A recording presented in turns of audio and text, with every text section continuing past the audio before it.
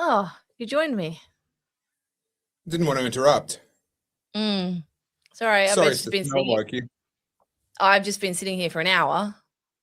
Well, look, I'm more important than you, so you have to wait. I figured as soon as the smell of the cigar went through the internet, you'd wake up. Yes, I can feel my lungs burning as we speak. Did you see the name of this episode?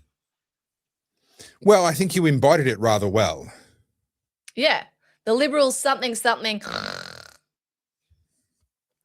I can understand that.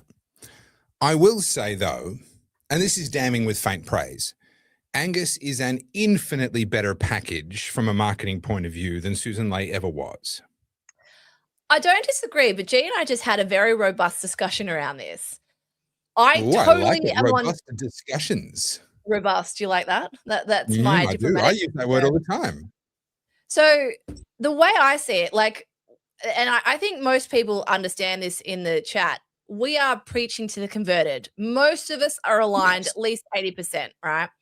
So from a branding point of view, purely looking at this as a brand expert, rolling another woman is a terrible look. I know she was a terrible leader. I'm not disagreeing, just so everyone knows.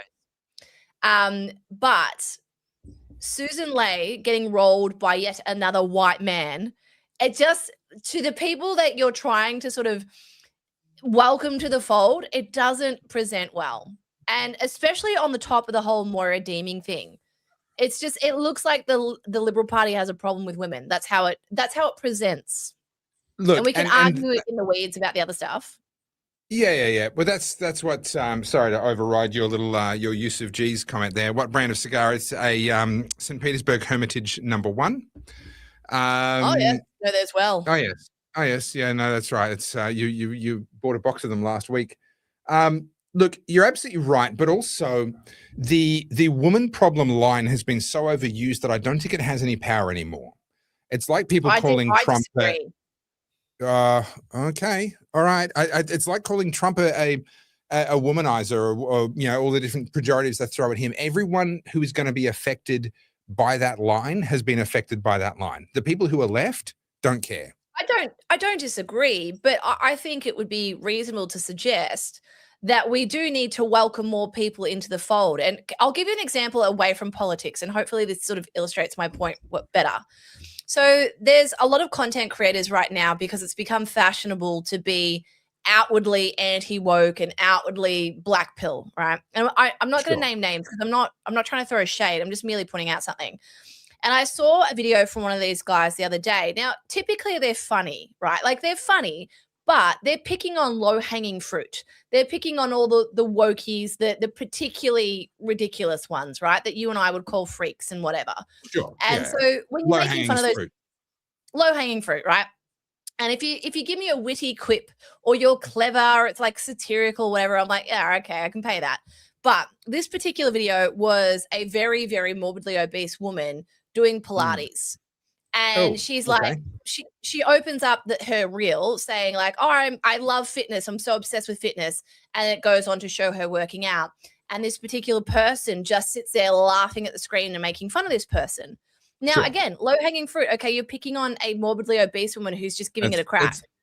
It's the definition of punching down, but sure, yes. Correct.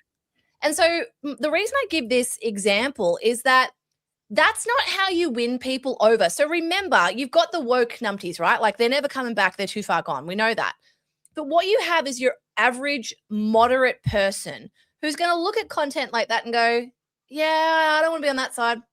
Like, the other side's crazy, but the side where you just pick it on people, that comes across pretty mean. Okay. And so I use this analogy for the Liberal Party, because it's like the Liberal Party just can't seem to present women in a way that seems like you're championing a woman. Like, look at Jacinta Price. She is an amazing person in the Liberal Party, and she just, like, they roll her out when it's suitable. That's how it presents.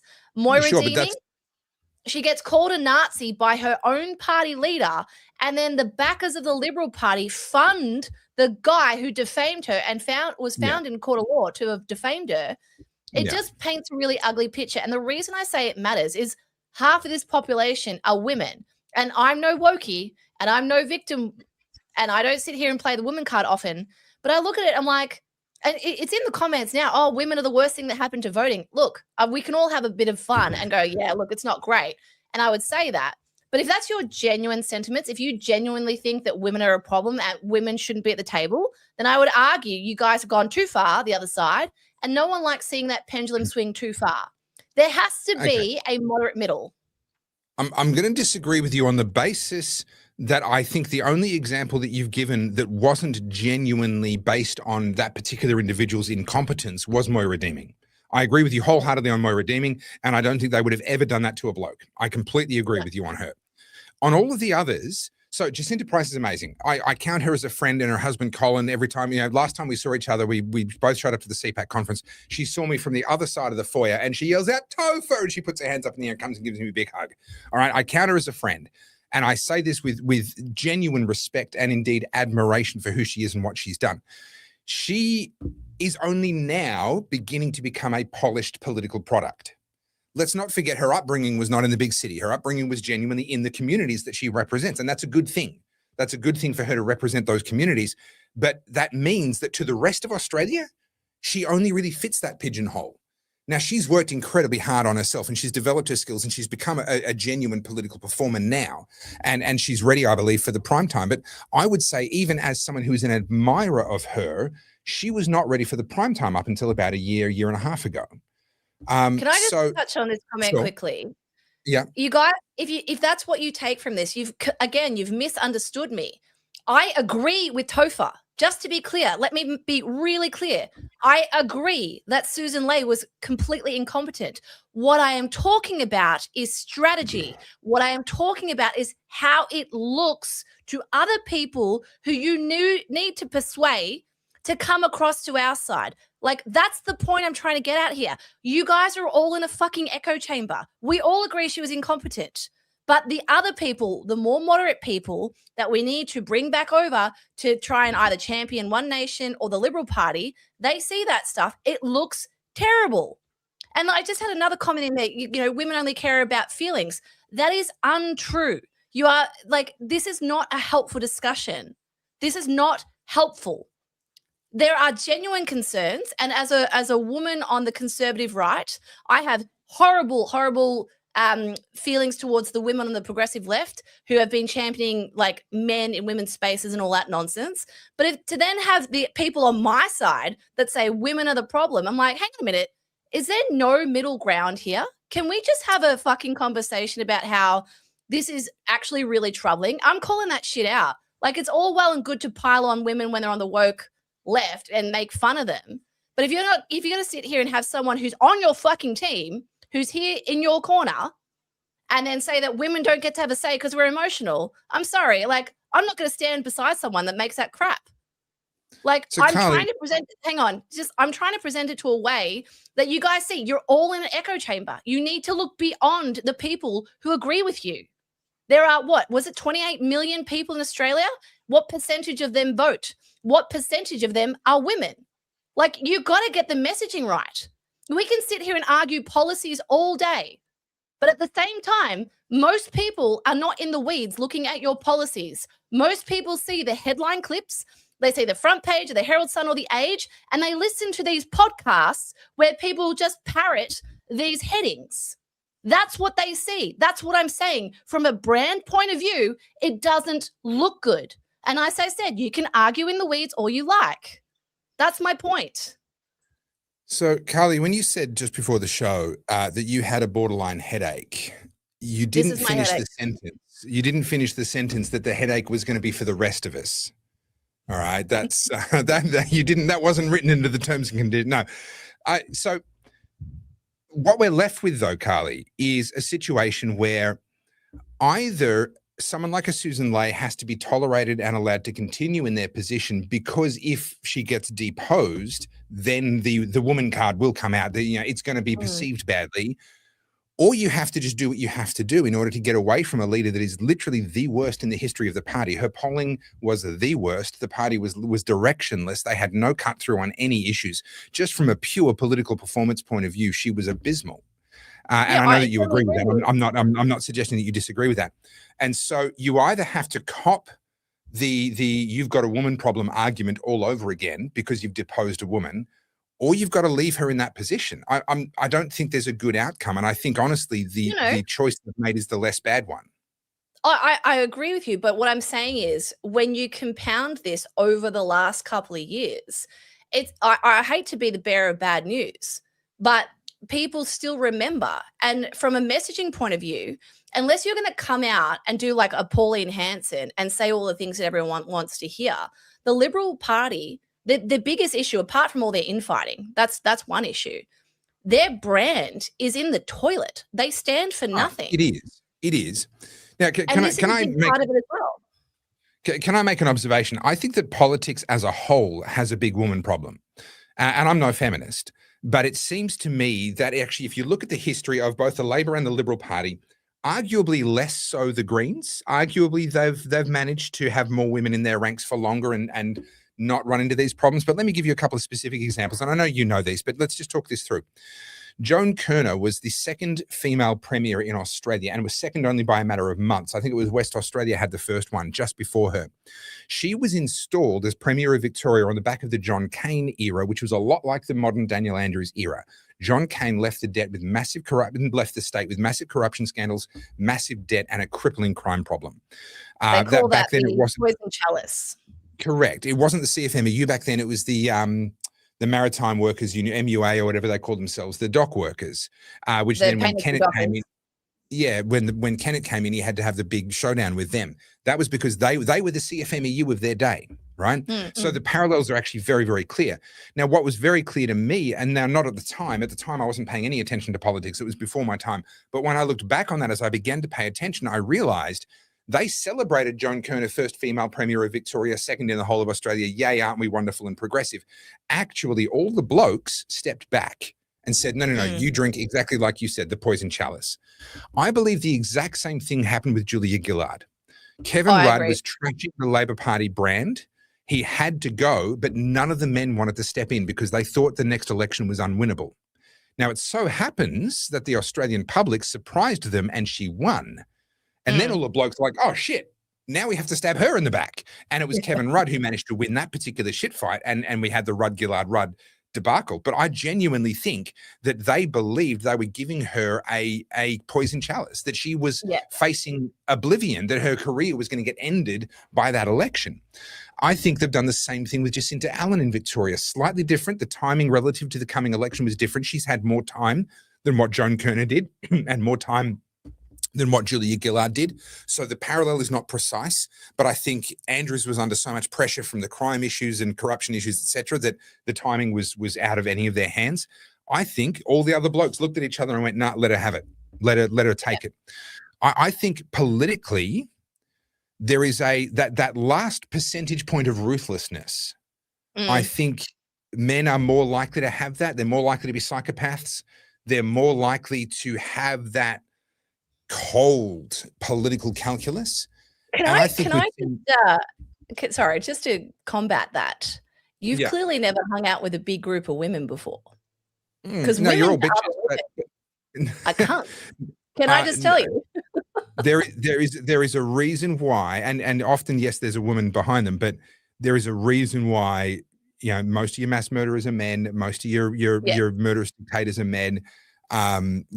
There is something, there's a comedian does a great routine about how women, the crazy is evenly distributed. You've all got a little bit of crazy, right? Men, it's like normal, psychopath, normal, has a woman locked in his basement, normal, mass murderer, right? It's with like, kiddies on Epstein Island. Yeah, that's right. It just seems to be concentrated when it comes to men. And, we know that a psychopathic personality is attracted to power. They're attracted to high level corporate positions. They love the corporate high flying positions. And they love political positions. So they reckon about 1 in 100 men that gets born, something like that, is a psychopath, however they measure that. 100? That's incredibly high odds. Well, it's funny because if you talk to divorced women, 100% of their husbands are psychopaths. No, they're all narcissists, Topher. Get it right. That's the wrong part of the triad. Look, it's a spectrum. Everything's a spectrum. But if you actually look into people who actually make it in politics and people who make it at the top end of the corporate world, it's about 1 in 25. Yeah. right? Which It is doesn't terrifying. surprise me. You need to be a sociopath. Yes, You need to be yeah. it's a requirement, not necessarily to be an active sociopath, but to have those more sociopathic tendencies, that ability to disconnect, that ability to not be too empathetic. You can have like a virtuous presentation of empathy, Oh but whether yeah, or not you can actually believe it is Oh, a totally different thing. sociopaths get very good at projecting what they know needs to be seen. But this is the thing: sociopathy actually has the potential to serve a valuable purpose in society. I would suggest to you that to be this word's going to stuff me up, an anesthetist, An anesthetist. and to not go crazy. You've got to have an ability to detach. You're playing with people's lives 3-4 times a day, putting people to sleep and bringing them back. You get that cocktail wrong, you get their body weight wrong by a wide margin. You are playing with people's lives. Being a brain surgeon, operating on someone's brain while they're alive, I want that person to have the ability to detach from the gravity of the situation and to just treat it like they're just doing a thing. I don't know. I don't know how that works inside their heads. I don't know. There's a movie about a guy named Hannibal Lecter that kind of ends differently. Yeah. Okay. Look, and so, like I said, there is a healthy place for that in society. There's a spectrum. But anyway, yeah. And I would argue, for example, let's slip the dogs of war. The dogs of war are people that you want to keep in a kennel until there's a war. And they include both the vicious, but also the sociopathic. The person who is sitting there laying out a battle plan and saying, well, if I give this order, 10,000 men will die. If I give this order, only 8,000 men will die. So I'm going to give this order. Yeah. Like that's fucked up. But there are moments in time when it's necessary. So I'm actually, I've got a chapter in my book, In Defense of Arseholes. Well, I'm kind of like in defense of sociopaths. But it's the job of the rest of us to spot them and keep them away from the wrong places, because that's where they do an enormous amount of damage. Is this real, or is that just like a funny? Because that's actually hilarious if that's real. I just choose to believe that's real. I'm just going to go with it. I want that to be real so bad. That's hilarious. No, look, I do agree with you. And my comment, and the reason I get worked up is like, we can't have commentary and discussions if we deal with absolutes. If it's always a woman problem, like there was a comment before, like, can we not have this discussion when Carly's menstrual? I'm like, guys, do yourselves a favor and not openly be so wildly sexist. Like, do me a favor. Like, keep your sexism in your head. It's a really bad look. And the reason I'm going to say this one more time is that we do actually have a bit of a problem with women in this country. Not all. Again, we're not dealing in absolutes. So if this doesn't apply to you, don't get offended. But there is an issue here where you're one or the other. There is no nuance. There is no gray. And, there are plenty of really talented people in the Liberal Party who are women, and probably in the Labor Party, although I don't know, I've seen enough of those guys and I'm not quite convinced they're talented. But because you guys have these discussions in absolutes, we're not getting anywhere. We're not getting anywhere. And we have to not say make deals with the devil, but we do have to get to a point where we can sort of restore some of this division in the country. Do you know what I mean? Like, I just feel like that kind of conversation just adds to the divide. I'm not saying you have to add a olive branch to everyone, but there has to be a point where we're going to have to get along with people. Like, do you know what I mean? And I just don't find this division helpful. All right, we're 20 minutes in. I think your point has been well made. We were late today. I don't know if anybody noticed. It's not because of daylight savings. It's not because of daylight savings. It is, however, because of me. I will own this. This is entirely on me. So most of you would be aware that Susan Lay. I'm never late. Susan Lay has resigned. It's because I'm important, Carly. I have to be in more places at a time. I have to be in multiple places at once. Susan Lay has resigned gracelessly, in my opinion. And she's thrown her party under the bus and handed them a by-election that they did not want or need. They can't really win it. I mean, there is a pathway to victory for them, but it's very tricky, and it could very well backfire. And so they're in she's put them in a terrible spot, and it happens to be in my electorate where I live now. So I moved out of the big cities, and we decided we were moving out of Melbourne, and we decided we're not going to any of the big cities. We're done with the drama. We want the quiet country life. So I moved to a large regional town, and the drama followed me. So now I find myself at the epicenter of all of the political focus of the entire country for the next, I don't know, 6 or 8 weeks or so until that election happens. Yeah, convenient. And this is a big one. By-elections are not normally a big deal. This is an exception. This will set the tone. This is literally, let me put it to you this way. This is the first chance that One Nation have had to prove that their bounce in the polls is real. And this is the last chance that the Liberal Nationals have to prove that it isn't. If One Nation perform really well at this election, they don't even have to win the seat. If they just perform really well, 30% primary, 25% primary, 35% after preferences, something like that, not even winning, that will prove beyond a shadow of doubt that this is not just protest polling. And it will put to bed this idea that they can't take seats at the next federal election.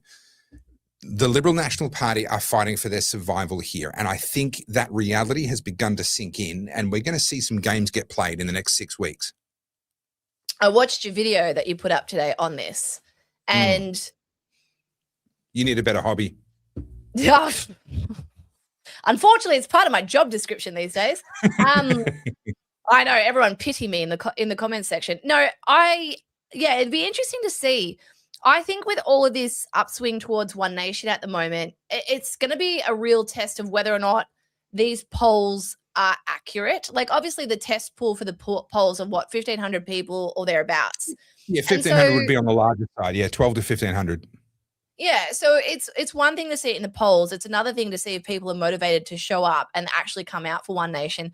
I would like to think in your seat, given how rural it is and how decimated our farming sector and everyone out there is, that there'll be a change. But there's a part of me, and I've seen this sentiment online. There's a part of me that worries that I think a few people will go, hang on a minute, One Nation's the anomaly, and people know One Nation is Pauline Hanson. The One Nation candidate coming in, I don't know if we know who that person is yet, do we? No, we don't. There's that's what the meeting was about tonight. It wasn't a candidate meeting. It wasn't a branch meeting. It was a public meeting for the branch. About 180 people showed up, which, given it's such short notice, that's pretty good. I mean, no, if I'm going to name some politicians here, not because I'm having a go at them, but just to give you a reference point. Senator Matt Canavan, awesome guy, love him, and one of the genuine good ones. Like, I rag on the Nationals, and I feel bad for Matt because I'm kind of ragging on him as a part of that group. But I think he's one of the good guys. He put up a photo of his branch Christmas party. And I don't want to be unfair and say there was only a dozen, but there wouldn't have been much more than a dozen people. All right. And that's the branch. And now he's a senator, but that, I assume, was his local area branch. And he was there in person. And that's how many people came along. Liberal Party branches are limping along in different parts of this country on a dozen members. This is the Liberal Party. 180 people just showed up on short notice at a pub half an hour north of Albury to meet Senator Sean Bell and to see what's going on with One Nation in this by-election. That's an extraordinary amount of interest. They've had 60 people put their hand up to be candidates in this by-election. Now, I know a few of those people personally, but only a handful. So the vast majority of those 60 people are completely unknown to me. And I don't know what the caliber is like. Obviously, they only need one truly good person. The people that I know that have put their hands up are wonderful people. Are they the right person for this moment? And will they rise? And will they rise under the scrutiny? This is the thing. A by-election is not like being a candidate in a general election. In a general election, there's candidates all over the country and the media is focused all over the country. And unless you do something stupid, you can avoid the blowtorch. In a by-election, especially if you're the One Nation candidate in this by-election, you are going to cop the blowtorch. There is no getting around that. And so that person who can tap dance with the media, that's a difficult thing to find. Someone who's going to resonate as real and authentic in the rural areas of this seat. It's a massive seat, goes all the way to South Australia, right? So it goes from Albury to South Australia. That's how big this place is. Albury's by far the biggest urban centre So this person has to have authenticity for the farming and rural communities and has to have cut through and slickness for the urban centre, particularly the urban centre of Albury, in order to combat Michelle Milthorpe, who's got a lot of local support here in Albury especially. This is a little bit of a unicorn that we're looking for. I sincerely believe there will be someone in there. My name's not in the mix, by the way. I know lots of people are wondering. I've not put my name forward. My hope is, and I think the best thing for all of us is to find another amazing person who's going to run as the candidate so that I can keep doing what I do. I can keep on supporting, making content, decoding and demystifying all of this stuff, and then carry on doing what I do with some amazing person in Parliament from this seat following the election. That I think is the outcome that we should all be hoping for. I didn't meet that person today. Can you just do me a quick favor and just like flash a boob or something? Because Duncan the Crusader says we're currently competing with maths. Oh God, he did it. He did it.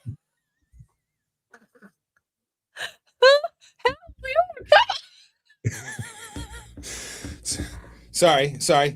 Was that not enough? I was just adjusting my chair, Carly. I don't know what you're carrying on about. Get your mind out of the gutter.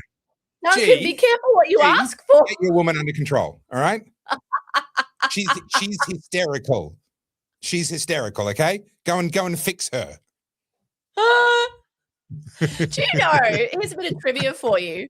When they used to call women hysterical, it's because they were orgasming. Like, yes, no, that's right. Yeah, do you know? Yeah. And junior doctors hated doing it. Junior doctors would be given the job of literally rubbing the hysteria out of hysterical women. High-class men would pay for their wives to be taken to clinics where young, fresh out of medical school doctors, young male, presumably more attractive than they are, would be responsible for helping them with their hysteria. Yes, I'm not making this up. This is absolutely true. The past is a foreign country, I tell you. Guys, don't tell us that you don't learn things on this podcast. My God. Whether you wanted to know those things is another matter altogether. Yeah. Okay, so anything else you want to say about the whole by-election? Because I've got a lot of things lined up for us. Look, not much more than that, except to say there is a lot of interest on the One Nation side of things. There are a lot of people putting their name forward as candidates. There is a process that the party is going to follow. My understanding is the party is going to vet people. They will approve a number. I don't know what that number will be. I assume it'll be a small number of people where they've kind of met them. They're happy with how they perform in front of the camera. They've got a good grasp of the policies. They don't have skeletons in the closet that are going to destroy the campaign. And then having vetted those people, they'll be put to the branch members, the local Farah One Nation branch members. And we've been assured by the One Nation leadership that it will be a vote among the members, not a captain's pick by Pauline. Yeah. One thing that I worry about too, and look, I don't know how many people would be this invested in it, but you got to be careful the wrong people don't infiltrate. Obviously, there's a big upswing towards One Nation at the moment. They need to be really careful this person hasn't been aligned with the NSN, because once that's out, again, it comes down to brand. This will be terrible for the One Nation brand moving forward. Correct. So there's a lot of pressure on them to get this next candidate right. Sorry. Yeah, no, and they have to. You're dead right. All of this momentum, 30 years of work and sacrifice from Pauline and the other people that have been with her since the beginning, and many others for part of that journey, they've finally got traction. If they make a mistake with this person, that traction can evaporate very quickly, especially with Angus. I don't think Angus is any better than Susan Ley. I think he's a swamp creature. He's been there 15 years. He was instrumental in the Dutton campaign, and we all saw how successful that was. He sang from the songbook for ages on all kinds of issues that they're now trying to turn their back on. I believe, and I stand to be corrected if I'm wrong about this, but I believe that he voted in support of the 2024 hate laws, and he voted in support of the 2026, which the 24 hate laws were voted on in 2025. And then he supported the most recent hate group laws. So he's been on the wrong side of issue after issue. The possible exception might be net zero, but I'm not even sure about that. All right. Okay. As far as I'm concerned, he's a part of the reason why the Liberals have collapsed to the level that they have.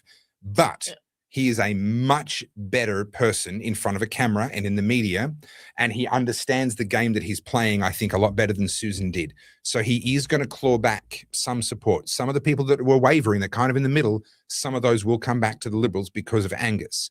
This is by no means a done deal. Yeah, Susan Ley was deeply unlikable. There is nothing about her that made me want to take her seriously. The issue with the Liberals, I mean, we've talked about this at length, is they've gone so far from, you know, what Robert Menzies, you know, the founding sorry, what am I trying to say? The founding speech of Robert Menzies, that's what I was trying to say. The We Believe statement, all of that, yeah. They're so far from that. And I think that whoever is advising them behind the scenes is telling them that you need to somewhat align with Labor's messaging and be delicate. So G showed me before, Angus was on 2GB. Can't remember who he was talking to, but you know, he had people calling in. People were calling in, yeah. And he tanked, apparently. This is just this is secondhand. I didn't listen to it. And G was saying that he couldn't answer a straight question. So I began listening to it, and I ran out of time. I had to run off to this meeting. I did not think that his performance was anywhere near as bad as the caption made it sound. Okay. I didn't listen to it, to be fair. To be clear, I got maybe 2 minutes in. I think it was about 15 minutes long. So there might be a train wreck later on in the interview. But the bit that I saw was consistent with the Angus Taylor that I've seen over the last 10 years that I've been paying attention, which is a pretty comfortable performer. He wasn't saying what people wanted him to say, but for the 2 minutes that I listened to, he was doing a good job of making his case. So I would have to listen to the rest to know whether that was just clickbait. Yeah, look, I've got to be honest, like, even though that we do this podcast twice a week, I'm just so uninterested in the Liberal Party, like the constant backstabbing, you know, the rolling of people, whatever, until they come out with some policies that actually will change the course of the way this country is heading. I couldn't be less interested. At the moment, Liberal Labor, they seem to be the same thing at this point. One Nation. Sorry. Let me give you an example. So they took all their policies down off their website. That's pretty normal when there's a change of leader, to give the new leader some oxygen, some time to roll out what the new policies are, especially now because they know they have to change their policies. Angus has come out and said they're going to dramatically slash immigration.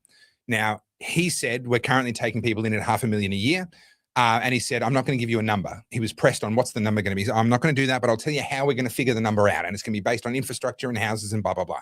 And I go, well, that's a clever political answer, but that's a deeply unsatisfactory answer. So I can understand why some people would look at that and go, oh, he's tanking. He can't even give an answer to a straight question. Well, I think he's failed to adapt to the new political realities, but his answer wasn't actually bad. It's just unsatisfying for the moment that he's in. Now, that's arguably poor politics on his part. Yeah, it's political speak. Yeah, and people are tired of it, and this is what the Liberal Party haven't figured out yet: is the old tricks don't work on the new electorate.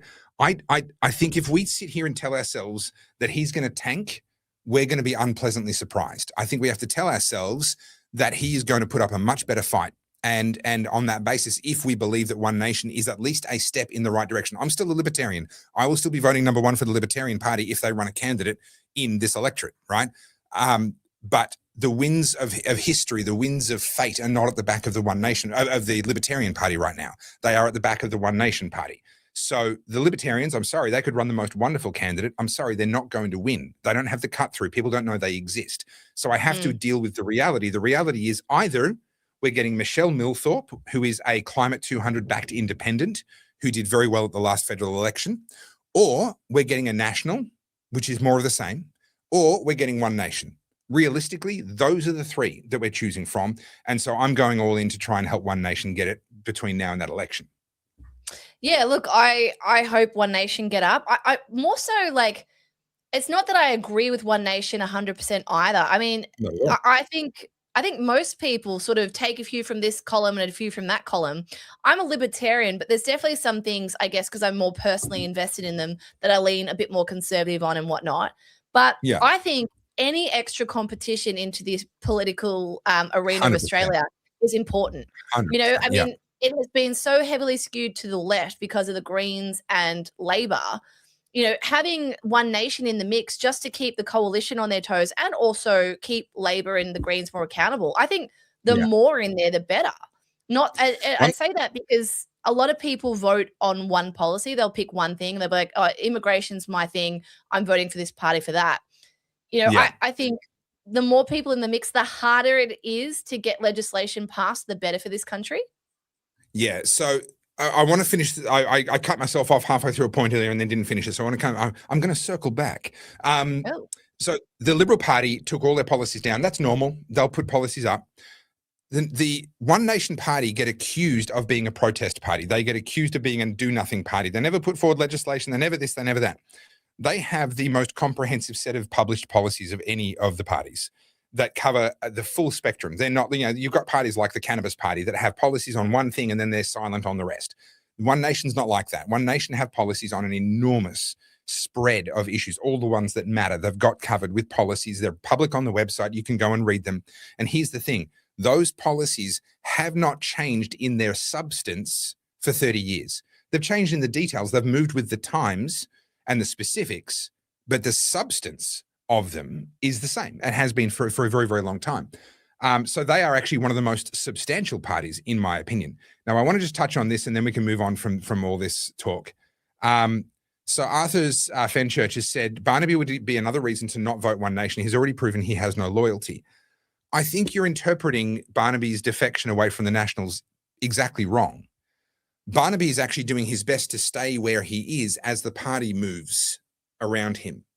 And he's tolerated a party that left his values some time ago, and he's tried to drag them back to his values unsuccessfully. And finally, he's gone, well, either I abandon my values and move with the party, or I stand on my values and find a new home that accepts my values. And that's what he's done. Yeah. I think to interpret his shift as disloyalty is looking at it the wrong way. Let's read some of these super chats. So Riot, welcome back, Riot. I'm not going to tell the story on air, but Riot unfortunately had to take some time away from the Oddie. He's an OG Oddie, so we're very grateful to have him back. Good to see you, Riot. Just to put One Nation second marbles in your court. Yeah, if you guys want to watch more Topher Field, go to his YouTube channel and watch today's marble video. It kind of explains it a bit. But it's anyone's game at this point. It really depends on the candidate that One Nation put forward. 100%. And it needs to be, we've covered that. It needs to be a really, really high caliber person. All right. I'm going to read a couple more super chats just because we've missed quite a few. Baz the Dark Horse. No one cares about gender other than Karens. Are you attacking me or are you agreeing with me? No. Let's not go back to that. We did that to death for 20 minutes. Okay. Pro Engineer. It's not so much a question of personality as it is messaging. You can kick later the curb and still present a woman-friendly party. I totally agree. Totally agree with you. And this is the challenge is that the media will reinforce because Julia Gillard created this woman problem narrative around the Liberals. The media will buy back into that, and it's just a lose-lose situation. Yeah, that was my point. Not that I felt that way. That from a brand point of view, it doesn't look good. So anyway, sure. I'm not going to read the same thing. It had to be done. I have an old video on my channel called Crazy Firearms Legislation, which is very relevant now that we are discussing gun limits. Hunt and Fishing Mike, feel free to put your YouTube channel in the comments. We'll tell people to go check it out. Well, I'm assuming that is his YouTube channel because he's commenting on YouTube. Well, yeah, maybe just to reiterate. Good point. Okay, got to give your flack to Topher. I think you underestimate non-union workers. We're not beholden to commie ideals. What say you to that?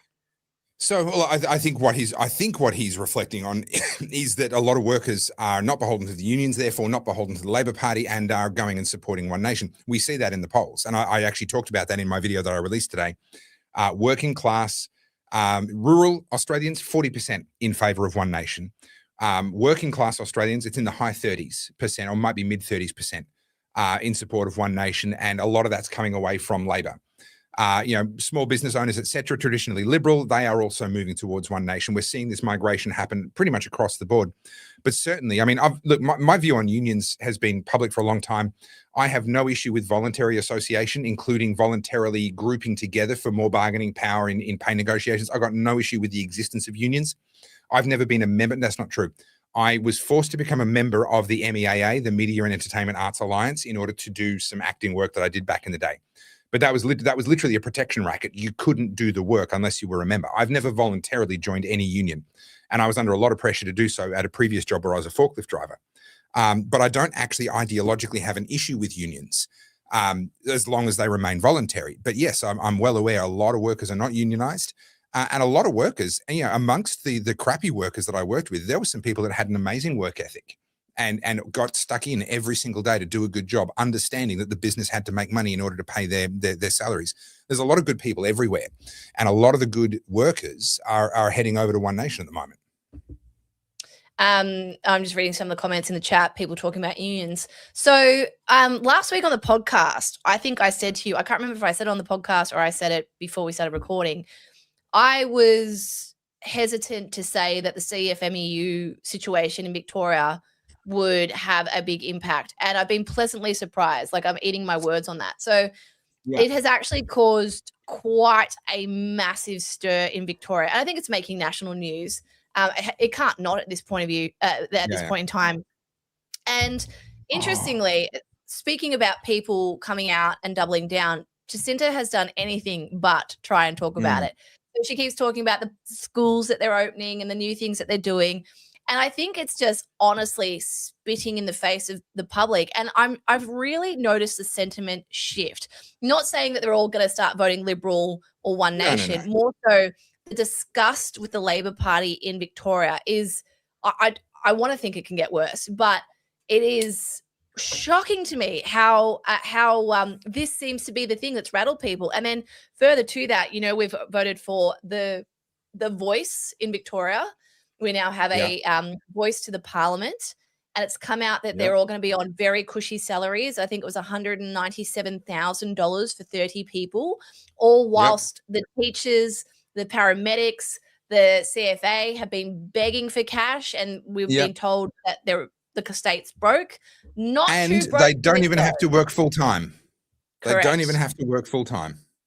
So, and just as hard as I went on the Liberal Party, the Labor Party are fucked from a brand perspective. This whole CFMEU thing, I actually think this will be the thing that finally brings them down. I mean, there's so many other things that we could get them for, but this seems to have really, really stung people the wrong way. Because the other thing is too, now in Victoria, I don't know what happened with the rest of the states, but in Victoria, we all pay a COVID tax now in a form of land tax and other things. And everyone knows that our debt is, what was it? It's like almost $1 million. It's multiple millions of dollars a day. I can't remember. I haven't looked at it for a while. Yeah, I don't know Victoria specific anymore. Yeah, the numbers, once they get so big, I'm just like, so abstract. Hard to comprehend. What does it even mean? And it gets to a point where, the average Australian, I think, whether you're upper middle class, you're wealthy, or, you're lower middle class, or you're struggling financially, everyone's overheads have increased. Everyone's feeling it. Yes, okay, I know there's differences between feeling uncomfortable in a big house, so don't come for me over that. What I'm saying is it's impacted everyone across the board. So everyone's pissed off. Yeah. It's not like, you've made this section of the market really uncomfortable, but everyone else is doing well.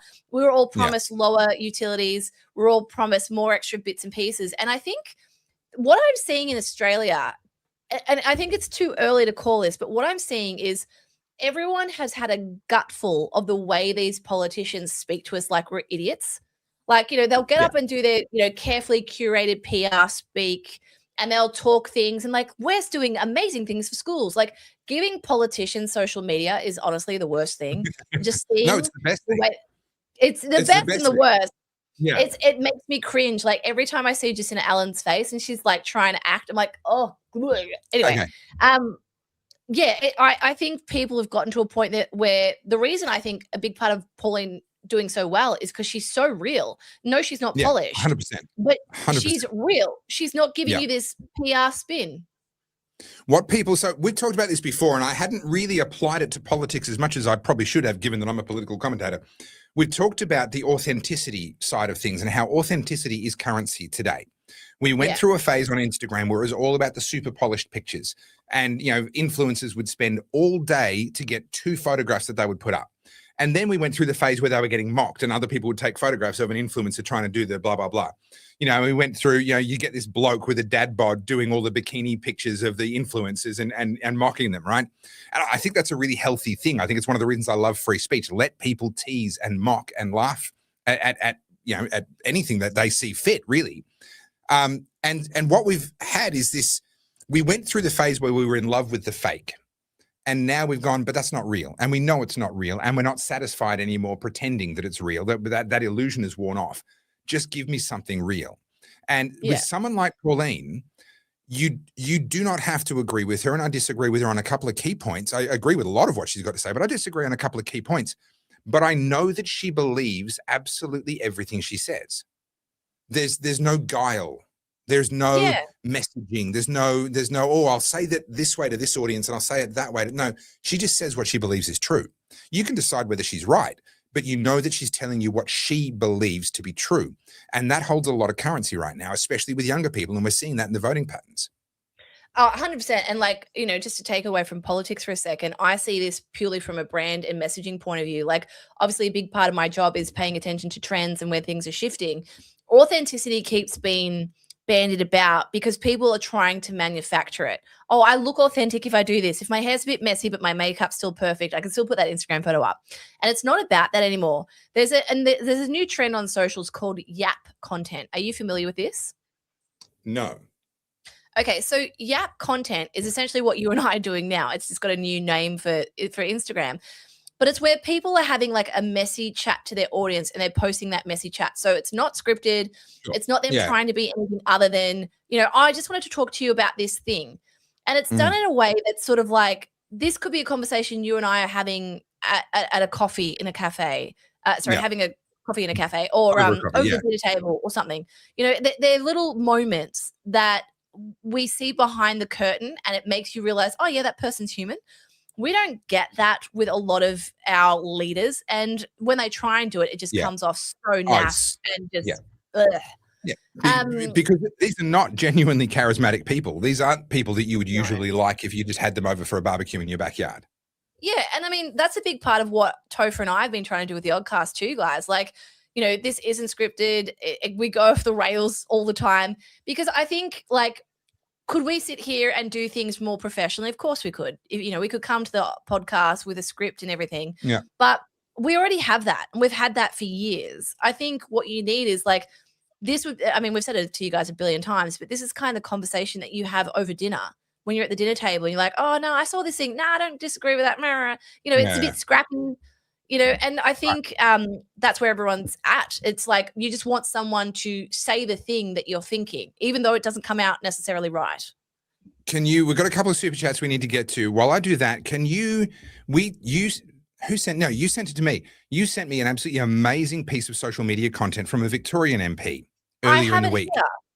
I have 20,000 tabs open. All right. Well, if you could find that, because I think that's really worth sharing, because that's an example of social media done right. That's the kind of thing we want our politicians doing. You've frozen, by the way. But that happens when I'm on a different tab. Sorry. Is that what happens? Okay. So Riot has actually shared a little bit of his story. For those wondering, I wasn't in prison. I was king hit on New Year's by somebody on bail. Not Vic, was from New South Wales. Coma for a week, month in hospital. All good. Now I've had my top surgery. Not sure what the top surgery is referring to. If that's a joke or if that's a thing, but. Yeah, so I wasn't going to bring this up because I wanted Riot's permission. So he just did. So this is a wonderful thing I love about the Oddies. Obviously, most of you guys are in Discord. If you're not in Discord, the link's in all the videos. You can jump in. If you want to be in all the members' chats, you have to be an OG Oddie, and you can sign up for that with Kofi over there. Am I pointing the right direction? And this is the last week to do it because our first birthday party is coming up. And then you will never be able to be an OG ever again.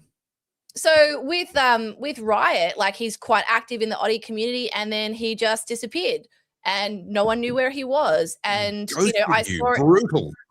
Yeah, and everyone was in the chat looking. Does anyone know where he is? No one's seen him, no one's talked to him, and obviously we don't know each other personally. We just know each other all in online capacity. And quite a few of the Oddies had heard of a story in Queensland. A man was assaulted on New Year's Eve, and it turned out to be Riot. So we're very happy that he's back. Well, And Riot, yeah, we are thrilled that you didn't ghost us literally. King hits, I'm sure you know, no can joke. be fatal. So, Yeah. yeah, really, really glad to have you back, mate. That's a horrific thing to go through, and I hope whatever lingering effects there may be, I hope that that's manageable for you and you can get on with life. Yeah. So Wright only came back, I think, 2 weeks ago. We didn't know where he was for like 6 weeks. So Yeah, wow, mate, yeah. that's awful. I'm so sorry. Discord Um, link has expired. Again, I'll send a new one. okay, so I want to get to this super chat here before we get to that piece of content. Yeah. So Sotzeo is asking, at what point do we Thank you stop for the big decline super paying chat, by the taxes? way. Yeah, thank you. Do we stop or decline paying taxes where possible? It's a crime what they are wasting it on. We should be driving on gold roads, yes, for the amount that we pay. This is a really tricky one. And I get literally every week or so, I would get multiple different people wanting to message me in Facebook or send me emails. And they'll say, if we all stop paying taxes, it'll be over in a week. Okay. I'm sorry, but if your plan starts with the words "if everybody" or "if we all," it's not a plan. It's not going to happen. So I completely agree with your sentiment. Making this happen in a way where enough people actually do it simultaneously that they can't just get picked off and taken out by lawfare. Because there are people that try. There are people that do this, and there are people that will have various techniques that they'll use in court. They might try and use other financial instruments or other things like that. I know a lot of these people personally, and their results are very, very scattered. Some people seem to be able to, make it work and, haven't paid taxes in ages and they're not in prison, and, and other people end up in prison or losing their house. The cops just come and kick them out of their house, etc. And, we could argue about, well, these people did it right and those people did it wrong. Or I could argue that this person got that judge and that person got that judge. In the end, the approach I've had to take, because I know people that play these games all the time, and I look at them and I look at the amount of time they have invested and the amount of anxiety that they live with as a result of having taken the approach that they've taken.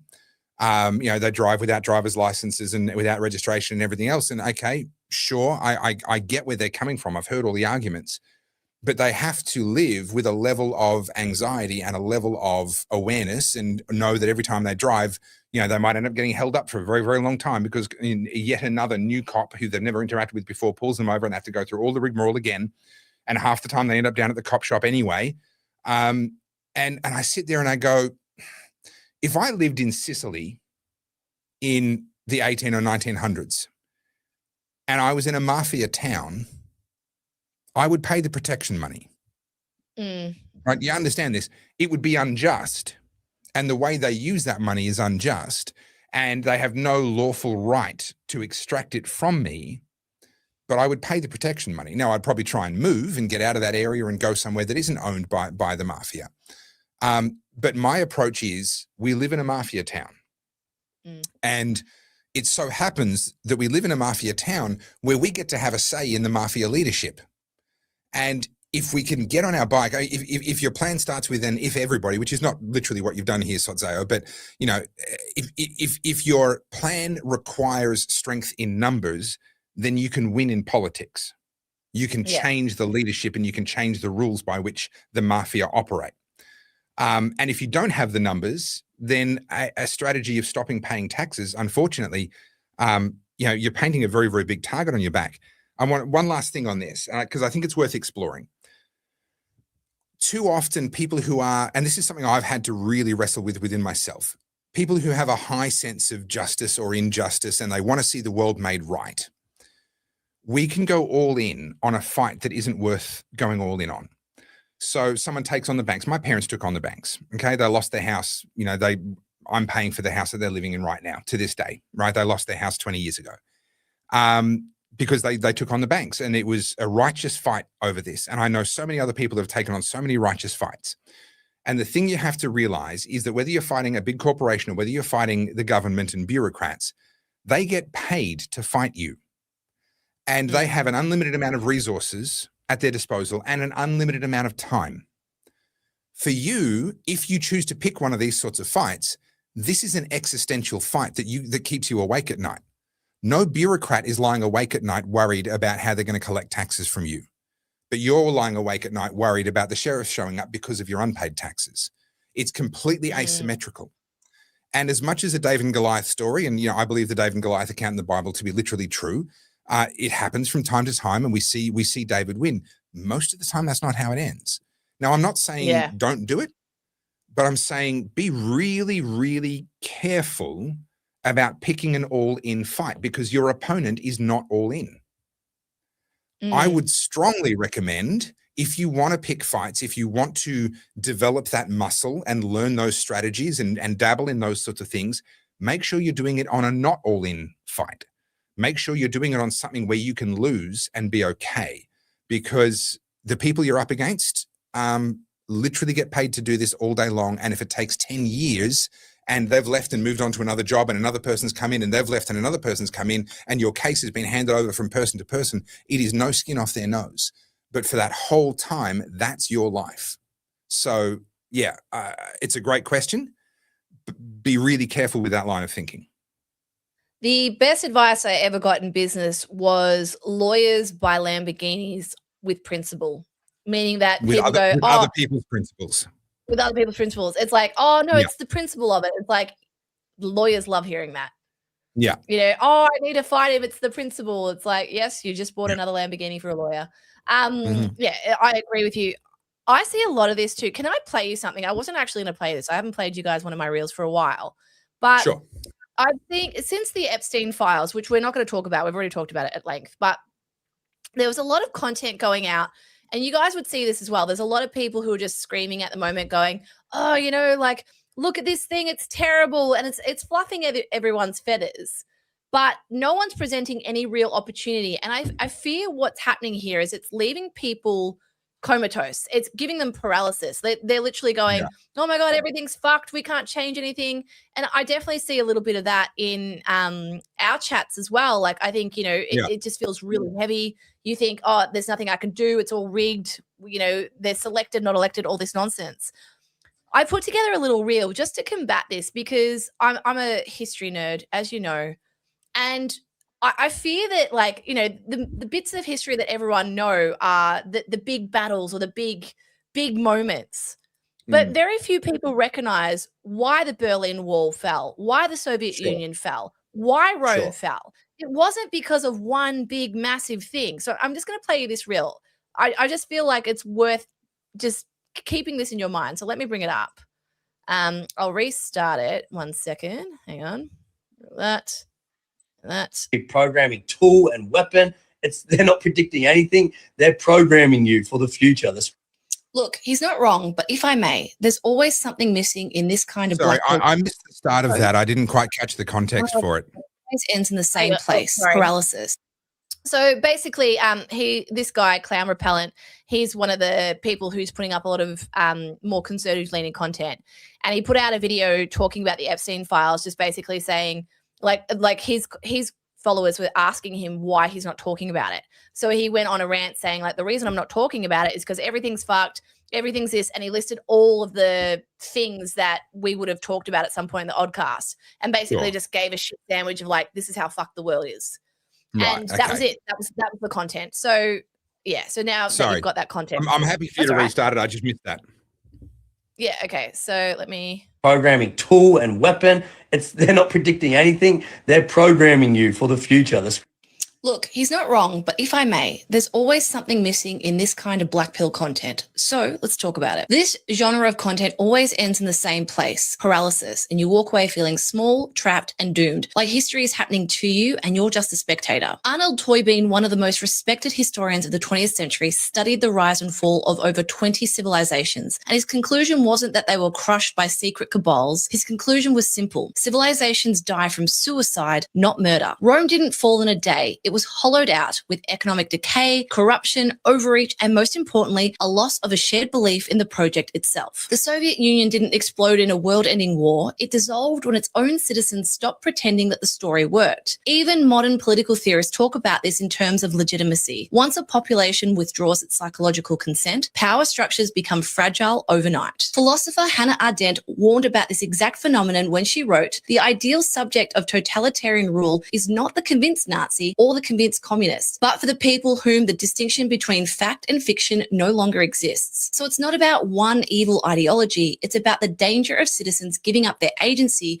and retreating into despair. The internet feeds you fear because fear is profitable and fear keeps you scrolling. But serious history is not the story of unstoppable elites. It's the story of ordinary people deciding slowly and quietly that they're not going to cooperate with the decay anymore. We can't fix a civilization by discovering secret documents. We can fix it by strengthening the things that systemic rot cannot survive around: our families, communities, culture, local trust, and more importantly, your personal character. No, it's not glamorous and it's not the Hollywood James Bond ending we all crave. And because it's not sexy, it doesn't go viral. But this is where every shift in history actually begins. History is not shaped by the people at the top nearly as much as it's shaped by the character of the people underneath them. Every corrupt system in history believed that the population was too distracted, too indulgent, and too demoralized to ever demand better. And every system that collapsed discovered that it had misunderstood the human spirit. So Jeremy is right. Obsessing over corruption and evil you cannot control makes you powerless. But strengthening the parts of your life you can control makes you historically dangerous in the best possible way. Civilizations do not die because evil men exist. Evil men have existed in every century. You cannot single-handedly fix global corruption, but you can refuse decay in your own life. You can raise your standards. We have been trained to believe that power only lives in governments, corporations, and secret rooms. And that is a comforting lie because it excuses us from responsibility. Power lives wherever human beings decide to take themselves seriously. And every major turning point in history has come from a critical mass of ordinary people deciding they are no longer willing to live beneath their own standards. And if enough people decide to live like that, history does not repeat its worst chapters, it simply writes new ones.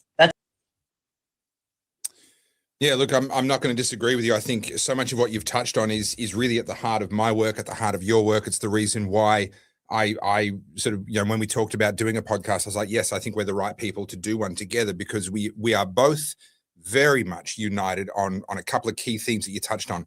Individual agency matters. Not getting so buried in the black pill, not getting so deep into all of the big stuff that just sits on top of you and pins you to the ground. You can't do a damn thing. Get out of bed, take responsibility for the things that you can change, and do your best in those things. It's what my masterclass is all about. It's what so much of your work is all about. It's what we lived during COVID. Couldn't fix the world, but even just showing up to protests, I so quickly realized that those protests were so important, not because they were going to change the government overnight. And arguably, because Daniel Andrews won the next election, there are naysayers who say, oh, we didn't change anything. Okay, well, fine. You can have that point of view. But I saw people come to their first protest and their face light up. And I saw people in tears, and I'd go over to them. You can go, if you want to bore yourself to tears, go back to my old live streams, and I'll go up to people and, hey, you okay? What's going on? And 50% of the time, it was someone who had just come to their first protest. And the emotional release of realizing that they were not alone and of feeling like they had taken some amount of control back was phenomenal.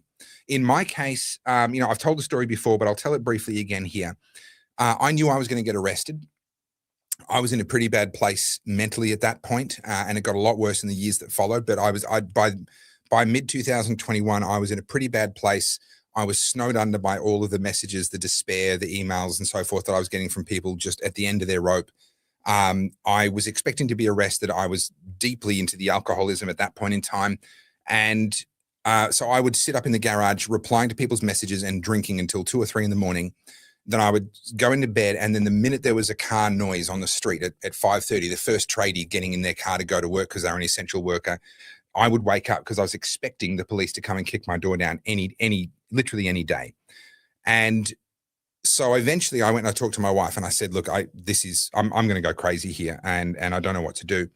And what she said to me proved to be really, really insightful. The way it worked in our particular case was she said to me, you haven't done what you promised. And I was kind of offended. I'm like, oh, no, hang on, I keep my promises. Like, what do you mean? And she reminded me the day I proposed to her, before I proposed, I said, listen, you need to know something. I genuinely expect that I will go to prison for my work someday. And that wasn't me trying to be a hero or trying to impress her. I know who I am and I can see the way the world is turning. And I genuinely believe that I'm going to choose to not shut up at a time when the government's willing to throw me in prison for not shutting up. That's obvious. And so I said that to her, and her reply to me at that moment on the day I proposed, which by the way was a Valentine's Day, so it was 12 years ago. She said to me, just make sure I know who to call when that happens. And she reminded me in that moment, she said, I don't know what to do. If you get arrested, I don't know what to do. And so I sat down and I wrote a 4-page document. It was an actions on document, actions on my arrest, actions on my injury, actions on my death, actions on my disappearance. Here are the people you need to call. Here are their phone numbers. And here is a 1-sentence description of the reason you need to call that person. What is the outcome you need from that conversation? Why are you calling them? And in this order. And she printed off about 5 different copies and hid them in different parts of the house, emailed them to a couple of other key people so that there would be digital or physical copies available to her pretty much no matter what. And that night I slept. I really actually slept. And that was a real watershed moment for me. And it wasn't that my circumstances had changed. It wasn't that I was no longer expecting to be arrested, probably violently, possibly getting injured, who knows. The stuff Victoria Police had done to others was horrific. They were literally breaking people's limbs on purpose in the process of arresting them, popping people's shoulders out of joint. All kinds of horrible stuff. None of that changed. But for me, my world changed because I had the belief that my wife knew what to do and that she and the kids would be okay. And that's an example of how we can take agency over our part, no matter how bad things are around us.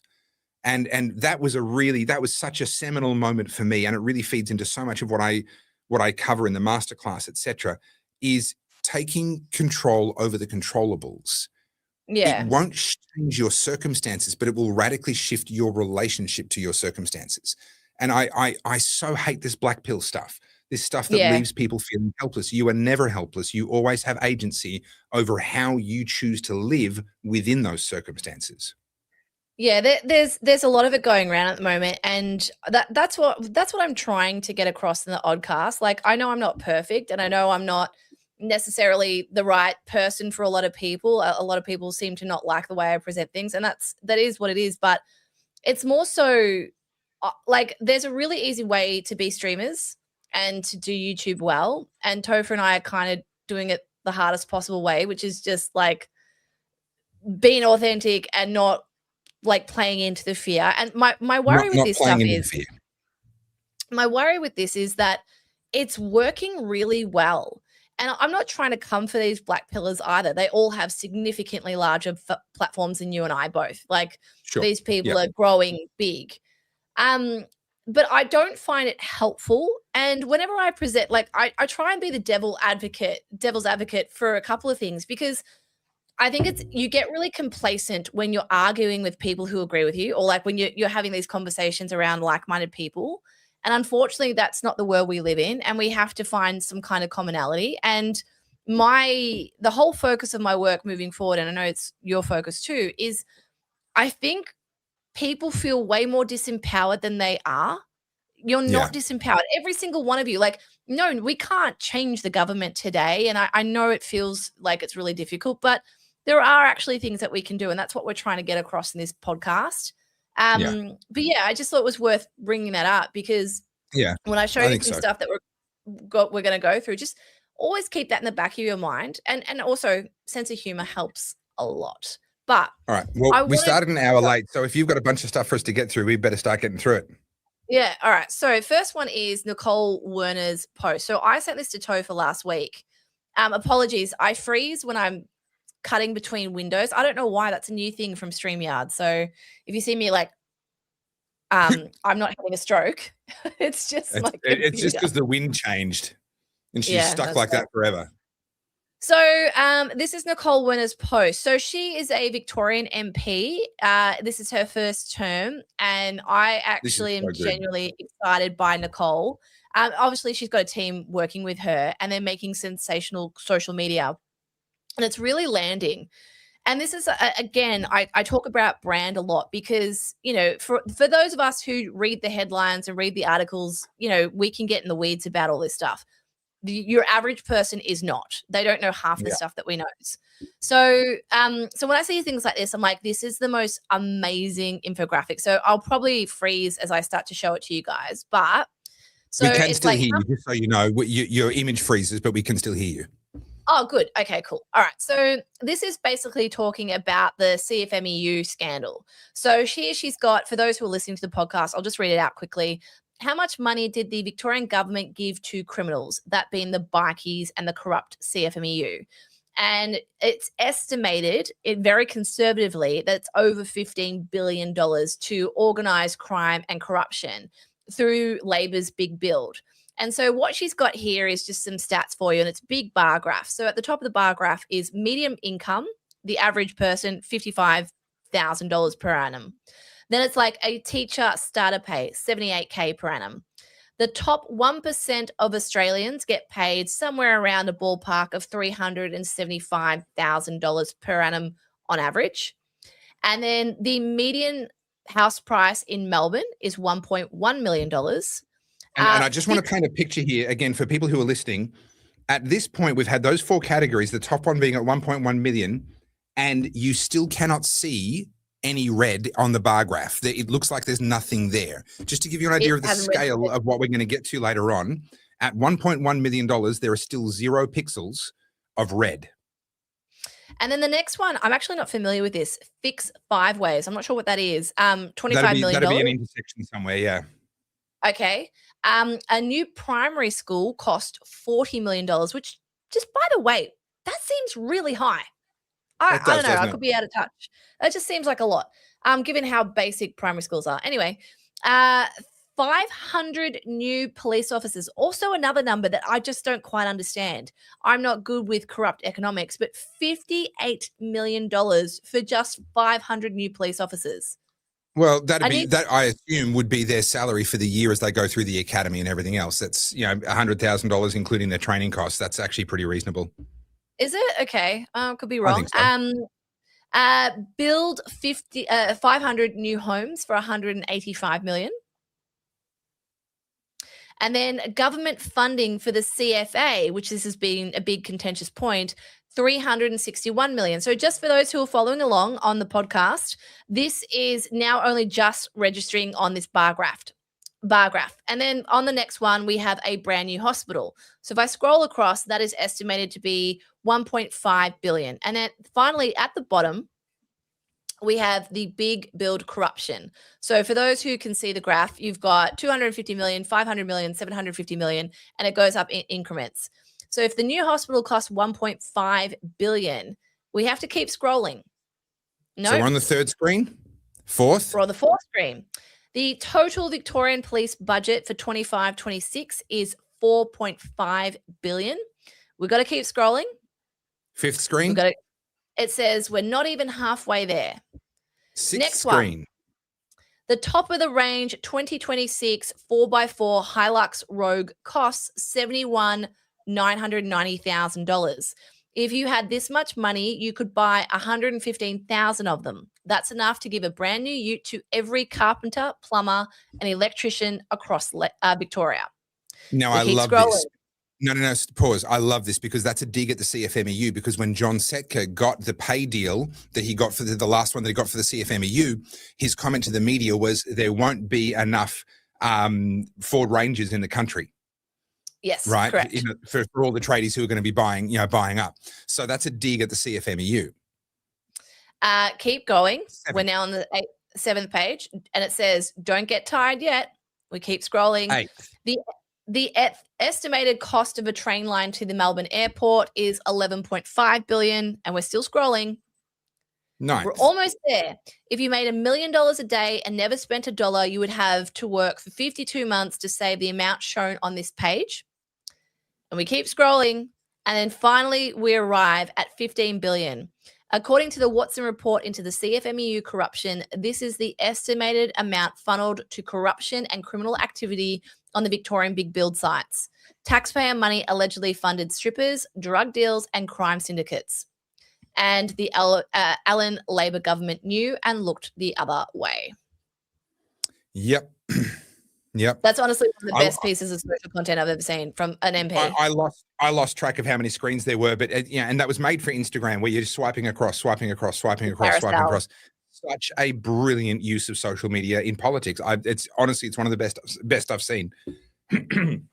Yeah. And so, yeah, that's why I said before, I think the CFMEU scandal is, what are you doing? Is it now a fondue cigar? It's a thing called a perfect draw. It's a cigar smoker's tool. No, not that kind of tool. Get your mind out of the gutter. And you use it it serves multiple purposes. If you get a plugged cigar, you can clear it. And you can also spike your cigars, and you don't burn your fingers. There's a level of wankery that goes along with this that I just was unprecedented to me. So cigar smoking is an accessories game. I can't show you the bottom of that, but that's got the logo of my my business partner's cigar company. I'm sorry. Did you think I was excited to hear about this? Did you? Oh no, I'm going to tell you all about it now. Beautiful cigar cutters with etched blades. Will it focus on that? Etched blades on that. Beautiful. This is a Perdomo brand one. No, cigar smoking is an accessory sport. Okay. Well, I'm happy for you. Well done. You learn something new every day. All right. This is a quick one. I don't know if you know this. I thought as a Christian, I would be interested in your opinion on this. Okay. Let me just pull it up. I'm scared already. Here we go. Add it to thing. Puerto Rico governor signs law to recognize the fetus as a human being, as critics warn of consequences. Are you across the story? Look, I'm across the story to a certain degree. So this is on the back of the reversal of the Roe versus Wade Supreme Court decision in the US, which did not criminalize abortion in America. It removed it as a Supreme Court or as a federal right, and so therefore states could make their own laws regarding abortion. There is a very big global move away from abortion access. And of course, there are people who say, oh, it's terrible for women's rights, etc. By a significant margin, more than half of the people aborted are women. They are baby girls. And I think it's hard to argue that that their rights are less important than those of the women that have been born. This is going to be a contentious issue. I firmly believe that life starts at conception, and if we have the view that human rights are innate to humans, they are a product of both your humanity and the fact that you're alive. If you're a living human being, you have human rights. It's my view that those rights need to apply to babies in the womb. So I'm in support of this. There are a lot of people that are not. This is an issue that splits the libertarian movement almost exactly down the middle. Where everyone, if you're a libertarian, you believe in human rights. The question is, when do you believe that you become a human? And there are people that don't believe you become a human until at some point in gestation. I believe that the only rational place that we can point to is conception. That is when someone's DNA becomes complete and they become a unique human being. They become a unique DNA fingerprint that no one else has ever had and no one else will ever have. I agree with this. It is my view that abortion is taking a human life. That's what it is. So I do agree with this. Do you know what's interesting? I have never really worried about abortion. I think I said this on the podcast before. I believe there is a time and a place for abortion. It shouldn't be used as a contraceptive tool. It should be reserved for circumstances that, bringing a child into the world would be to a detriment to either the mother or for a host of other things. I think it should be more difficult to get one than it is easy. That being said, I've never had an abortion. I've never even been in a position to even think I need an abortion. I've never been pregnant. But given just how much access we have and education too. So I know some people are very against contraception for religious reasons. I'm personally, this is just my opinion, I'm against contraception because I'm like, why would I take synthetic hormones in my body? I hate the idea of taking something that alters my biochemistry. So I personally am staunchly against contraceptives for that point of view. But given that you can have education around safe sex, there is contraception methods available. I genuinely like, and I'm not trying to answer this or be a smartass. I don't understand how abortion is still such a talking point, given that in Australia it's mostly legal and it's fairly accessible. In America, it becomes like this massive voting issue. And as a woman, like, I'm happy for someone to try and clear this up for me in the chat. I don't understand how this is such a deal breaker issue. I really don't. Like, that being said, just to clarify, I was never an overly promiscuous girl either. I'm not someone that, was sleeping around. I've never been that girl. And that's not to slut shame, just FYI. It's more so like, it's not been something I've had to think about because I wasn't reckless in that way.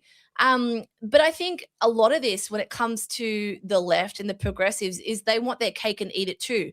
They want to have wild polyamorous sex with God knows what as much as they want and not have the consequences. Yeah. And I just don't understand how this is still such a contentious point when it comes to votes. Am I missing something, or am I like undereducated in this realm?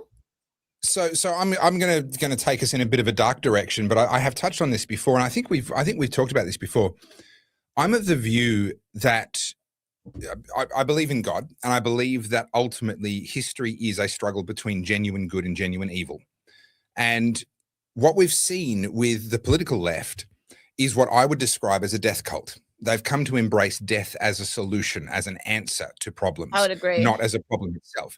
So the Christian worldview is that the original creation didn't have death. Death has been introduced as a result of sin, which is defiance against God's design. And essentially God's design was broken at that point. And the suffering and the death that we see in the world today was not the way the world was supposed to be. And for those that are knowingly or not working on the side of what I would describe as evil, they view death very, very differently. They view death as a solution. Whether it's euthanasia, whether it's abortion, I would argue that the trans movement is another form of death. Not that it kills the individual, but it kills their ability to have children. It's the end of their bloodline. And we see a world where death is viewed as a legitimate way of, are you sad? Well, how about you? Have you tried death? We'll administer a little bit of death. It won't hurt. And then all your problems will be solved. And somehow that makes sense in the minds of an enormous number of people. And so in that context, it becomes reasonably clear to me that abortion is not actually about women's rights. It's not actually about women's choice. It's not actually about any of that. It's a religious sacrament. They defend it because they believe that death is a solution, that is an acceptable way to solve your problems. And their worldview has to continue to believe that that's the appropriate or an appropriate solution. So for me, this is a part of a much bigger kind of good versus evil issue. Not to say that everyone that supports abortion is necessarily motivated by evil. I would say that they are deceived. That's how I would view it. They're deceived on the sanctity of life. They're deceived regarding when life begins, and they're deceived on the idea that we have the right to decide our own death, even the idea of suicide. And well, it's my last act of control. I'm going to take control over the one last thing that I can control. No, your life was given to you by God. It's not yours to end. And it's not yours to say this suffering is too great or the loneliness is too great or any other excuse. And to end your own life on that basis, it's not yours. It was a gift.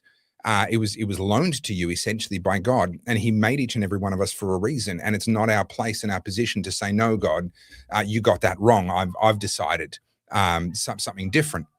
But there are people for whom this is really a religious sacrament in a very real sense. And that's going to upset a lot of people, but so be it. What's interesting is that worldwide, we are seeing a movement back away from abortion for a very long time, literally since the sexual revolution. All we've seen is movements in the direction of abortion being more widely available, more publicly acceptable, publicly funded in many cases, more accessible. We have seen people, thankfully it's never gotten any traction here in Australia, but we've seen people get up and argue that abortion post-birth should be legal. Oh, I can't fathom that. That's disgusting. But again, once you start to accept, they talk about brain development. Oh, well, below 2 years of age, they're not really, human. They haven't reached the human levels of IQ. They're still in the animal levels of IQ. Is that an actual talking point? Has someone said that? I'm not going to try and remember their name because I'll probably get it wrong and I'll be defaming somebody. But there have been elected politicians and there are academics in universities in Australia today who Sorry. have tried to make those arguments. That is fucking evil. Mhm. I'm sorry. Like, to be fair, just to show my ignorance on this issue, I don't really think about this issue. I'm a female voter. I can honestly say unequivocally, I have never thought about abortion when going to the polls. Never. Yeah. It's never even crossed my mind. It's not even in the top 100 of issues that I think about. And I'm not saying that to be holier than thou or anything. It's like I'm not religious by any stretch of the imagination. I'm just someone with agency and I understand consequences. Like I don't know. But yeah, I've seen a lot of this too. And something else, just to take it away from abortion, because I know it's a heated topic. In Canada right now, I've been paying attention to the whole maid situation. Medically assisted dying. Yes. Essentially, I can't remember the exact acronym. Yeah. So MAID is their euthanasia program, basically. And the number was, I'm going to misquote the number. I can't remember the number off the top of my head, but it was a number that was inconceivable. The amount of people that Canada has put to death, essentially, voluntarily. And I was listening to a story. Voluntarily in inverted quotes. I was listening to a story of a mother who had a child who, up until a certain point, everything was fine, and got into the wrong crowd, got into the drugs, and this all happened in the space of 18 months. And obviously ended up with like some kind of drug-induced, not psychosis, but like depression, anxiety. And I think a lot of it was like nurture, not nature. And essentially she said it just spiraled. It just got, and because they lived in different states, she wasn't privy to it until too late. And then he tried to do the medical assisted dying once, and something happened and she was able to intercept and stop it. And then something else happened. He tried again and then eventually succeeded on the guise of he's just unhappy and doesn't want to live anymore. There was no genuine, pardon me, concern. There was no terminally ill reason. It was just he didn't want to be here anymore. And I think like, and I know as a Christian, you'll have your take on this. And I mean, for those who don't know this about me, I was raised in the Catholic Church through the school, but I just look at this and go, how are we at this point with so much technology and so much education that death is still a viable option to people? Like the whole course of human history up until like what, the 1960s, people were trying to prevent death. And now we're championing it. It's inconceivable to me. I just don't understand. Well, a bit more sort of, if you go back a bit further in history, actually almost every culture practiced child sacrifice. And I would argue that abortion is the modern expression of child sacrifice. It used to be, well, we need to sacrifice an infant on the altar to Moloch in the hope that he won't be angry with us and we'll have a better harvest next year. Now it's well, you need to have an abortion so that you can finish your degree and you'll end up with a better career. These are, in my view, two different expressions of actually very much the same thing. And the willingness to end the life of another person in order to improve the lives of those who have already been born, that does seem to be something that has existed in the human psyche for literally thousands of years. We know, for example, that Aztec cultures were engaged in at times massive festivals involving human sacrifice running into the tens of thousands. And then, in fact, one of those had taken place only a very short time before the Spanish arrived in South America and put an end to a lot of that. I'm not saying the Spanish were angels either, but these cultures were not. There are records from early Australian settlers of Aboriginal children just simply being left to die because the parents were running out of food and resources and they needed to go walk about and find another spot where they could live, and the child was a liability and they would leave them to die. The sacrificing of children, of infants, of babies has been a tragic part of the human story for thousands of years. And in my view, it's always been attached to the worship of, well, Moloch particularly is the, historically speaking, are the ones that we have names for, Baal as well. And I would argue that if this is a spiritual war, if this is good versus evil, then the forces that wanted human sacrifice 4,000 years ago are still here. Spirits don't die. And they found a different expression for the same thing. They're looking for human sacrifice. They package it differently. They've made it socially acceptable, but it was socially acceptable back then in all those cultures as well. It was the leadership, it was the government of the day that was organizing human sacrifices on altars back then. And it's the government of the day here in Australia, in the US, and in most of the world that advocates for and aids and abets human sacrifice, in my view. That's how I characterize it in the modern age as well. This is an ancient evil with a modern expression. Yeah. Oh God, that got heavy. Sorry about that, guys. Okay, I've got another topic. I only came across this today. I did email this to you or screenshot it and sent it to you. I don't know if you're across this. Here we go. Luxury car tax nears axing in Australia as Europe free trade talks progress. Yeah, so I'm not actually across this at all. The only thing I know about it is the screenshot that you sent to me. So I need to do some research on this because this should be some really good news. I've said for a long time that the luxury car tax makes no sense anymore. It was introduced as part of the protection measures for the Australian car manufacturing industry back when we had Holden and Ford and Mitsubishi and others factories here in Australia. That ceased to be the case, more than 10 years ago now. I don't remember exactly when the last manufacturer shut down, but we've not made cars in this country for a very long time. But the luxury car tax, which was brought in to protect the local industry, remained in place because it was a bit of a cash cow for the government. But also because it wasn't indexed, as inflation kicked in and cars got more expensive, they got more complicated, they got heavier, they got bigger. Well, now you can't buy a large family car without attracting some amount of luxury car tax. You want to buy a people mover these days, you're probably going to bump into luxury car tax for a minivan to cart your kids around and get them to and from soccer. So this is a tax that has not been fit for purpose, even for those that defend taxes. This has not been fit for purpose for a very long time. And I think good riddance. And I also need to look into this free trade deal that's apparently being negotiated. I'm somehow that one's missed me. So the axing of the LCT, a 33% levy. Does that mean a Porsche is going to be 33% cheaper? So it was below a certain value, there was no tax. And then I think there might have been a couple of graduations. Again, I haven't looked into this. But yes, above a certain threshold, there was a massive amount of tax added to the cost of every single vehicle.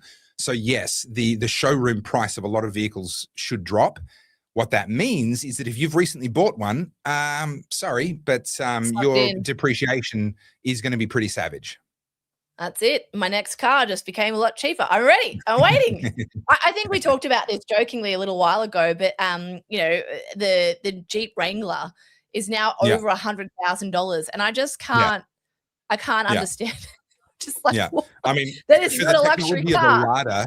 For the technology of a Lada built in the Soviet Union, you'd think you'd be able to get it cheaper than that. But sorry, did that blow land? Did it? Fine. I choose peace. I want to have violence. I don't know if my boyfriend's asleep or he's still watching, but I'm surprised he hasn't joined in and started weighing in on this. But okay, so I'll wait for you to have a look about that. I just thought that was interesting. Yeah. What is my next one? Here we go. He's Just quickly, Carly. Yes. I will poke the bear if I wish. So an email went out today, Scott. So just double check your spam filters, etc. So we told everybody you'll get the details a week before. So Monday of the week of the event, that email has gone out. It should have all the details in it. So just double check all your inboxes.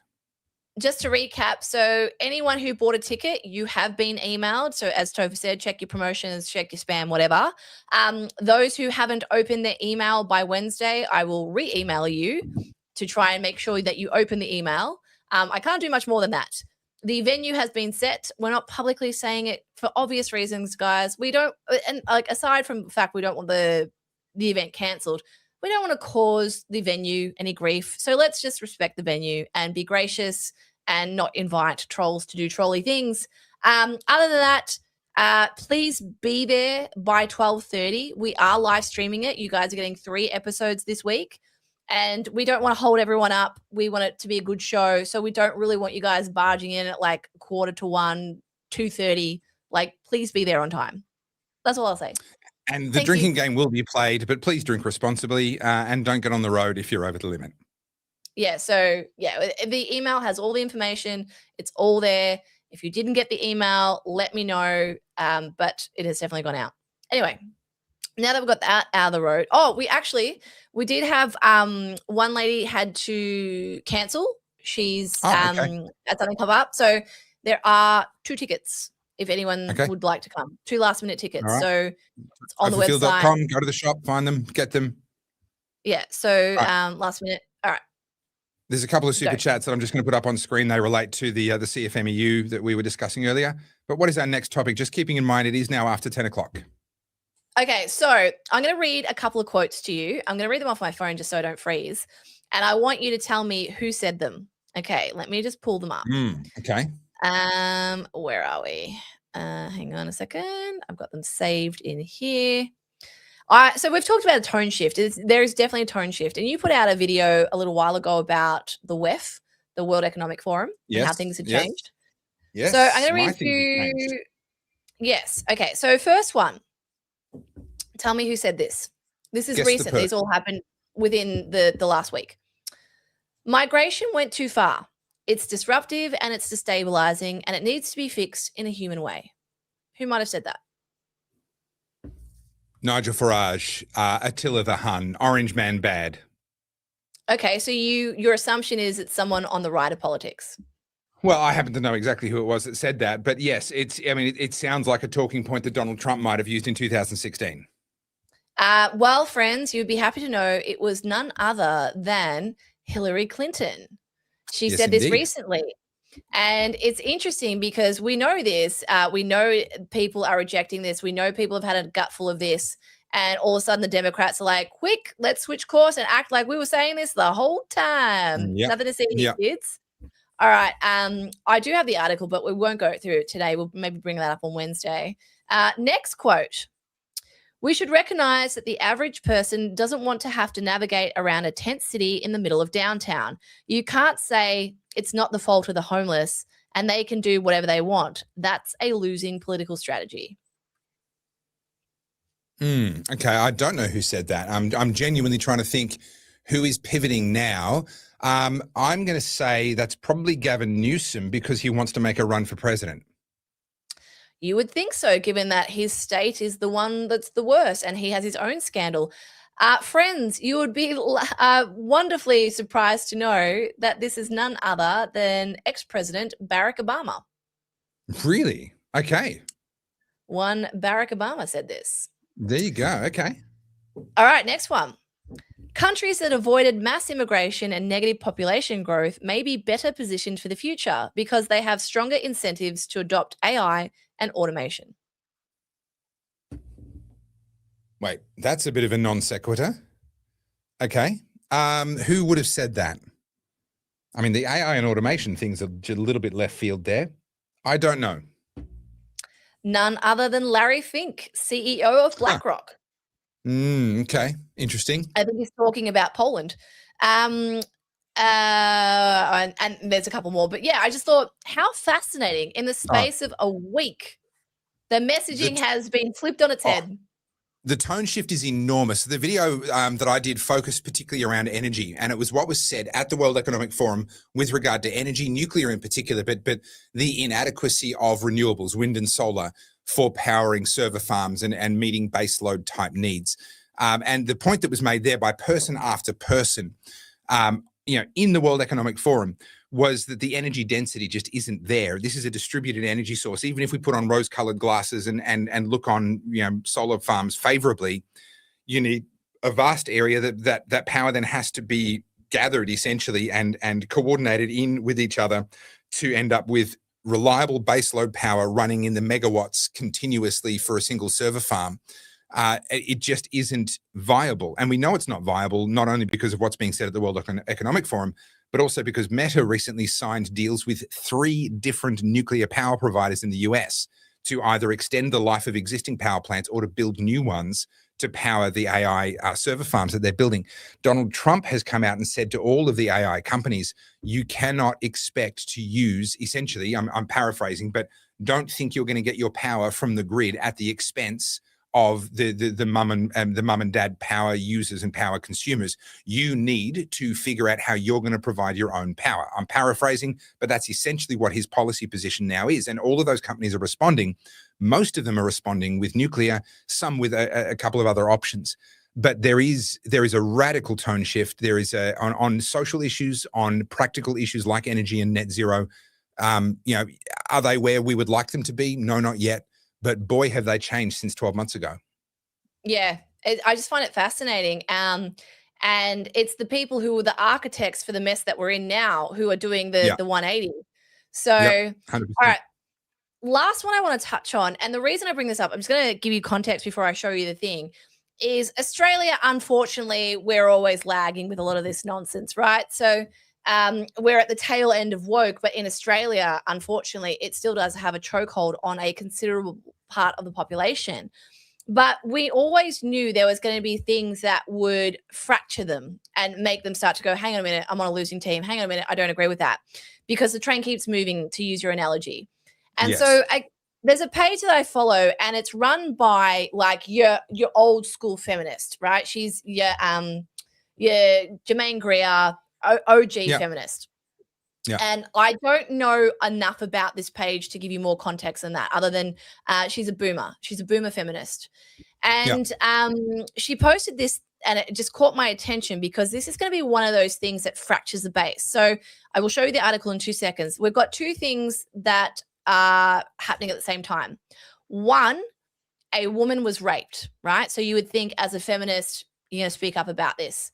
Two, there is a race element to this, and a female white judge has given her her decision, and it's repulsive. So now that I've said that, I'm going to bring up this article. So Topher, I don't know if you've seen this. So this judge, this is the judge, she called the perpetrator a wonderful young man with a bright future, and she said that sentencing him pains her. This man raped a woman violently. So I'm going to read you this very quickly. Okay, so just to be clear, we're not talking about a date where afterwards someone said, hey, I'm not happy with what happened. This was a active violent case. Yes. Yeah. So 2 seconds. I will look. Okay. So I'm going to read the case to you guys. Actually, I'll read the proper article. Let me just pull it up. So can you see me, or am I frozen? You're frozen. Sorry, guys. I don't know why that's happening. Okay, so this happened here in Australia, in Toowoomba. A district court judge called, I can't say this, Dzida, Balik, was sentencing Thon Monluk Deng Anugi for the rape of a young woman in a park. The victim now lives in deep fear, struggles to sleep, and is deeply traumatized emotionally and psychologically. The woman's family is also enduring unimaginable pain and trauma. But it's all good because the rapist is a hard worker and a wonderful young man. In sentencing the rapist, she said, "This is a very difficult sentence for me." And then it goes on to have this person's opinion. So I'm just going to scroll through these carousels. So this is the judge who had a hard time sentencing this man who violently raped a woman and has said that he has a bright young future. And so that being said, that's about all I've got. I don't have the full article in front of me. I've just got this particular post. And the reason I brought this particular post up is because now there's two issues at war here, and the woke have to pick a side. So either rape point blank is bad, or there is a two-tier system here. Rape from someone from Africa is not as bad because they're higher on the victim totem pole. Do you see what I'm trying to say here? So no, it's the ranking issue. Yeah, and this is going to be what actually fractures them open, because rape, in my opinion, I agree. Rape, in my opinion, abominable. That's one of the worst things that can happen. And anyone who rapes anyone should be jailed accordingly. And in my opinion, a rapist should be castrated. I know that's a bit controversial, but sorry, you rape, you lose it. That's my opinion. You guys can argue in the comments. And and all the guys are like just cupping their balls all of a sudden.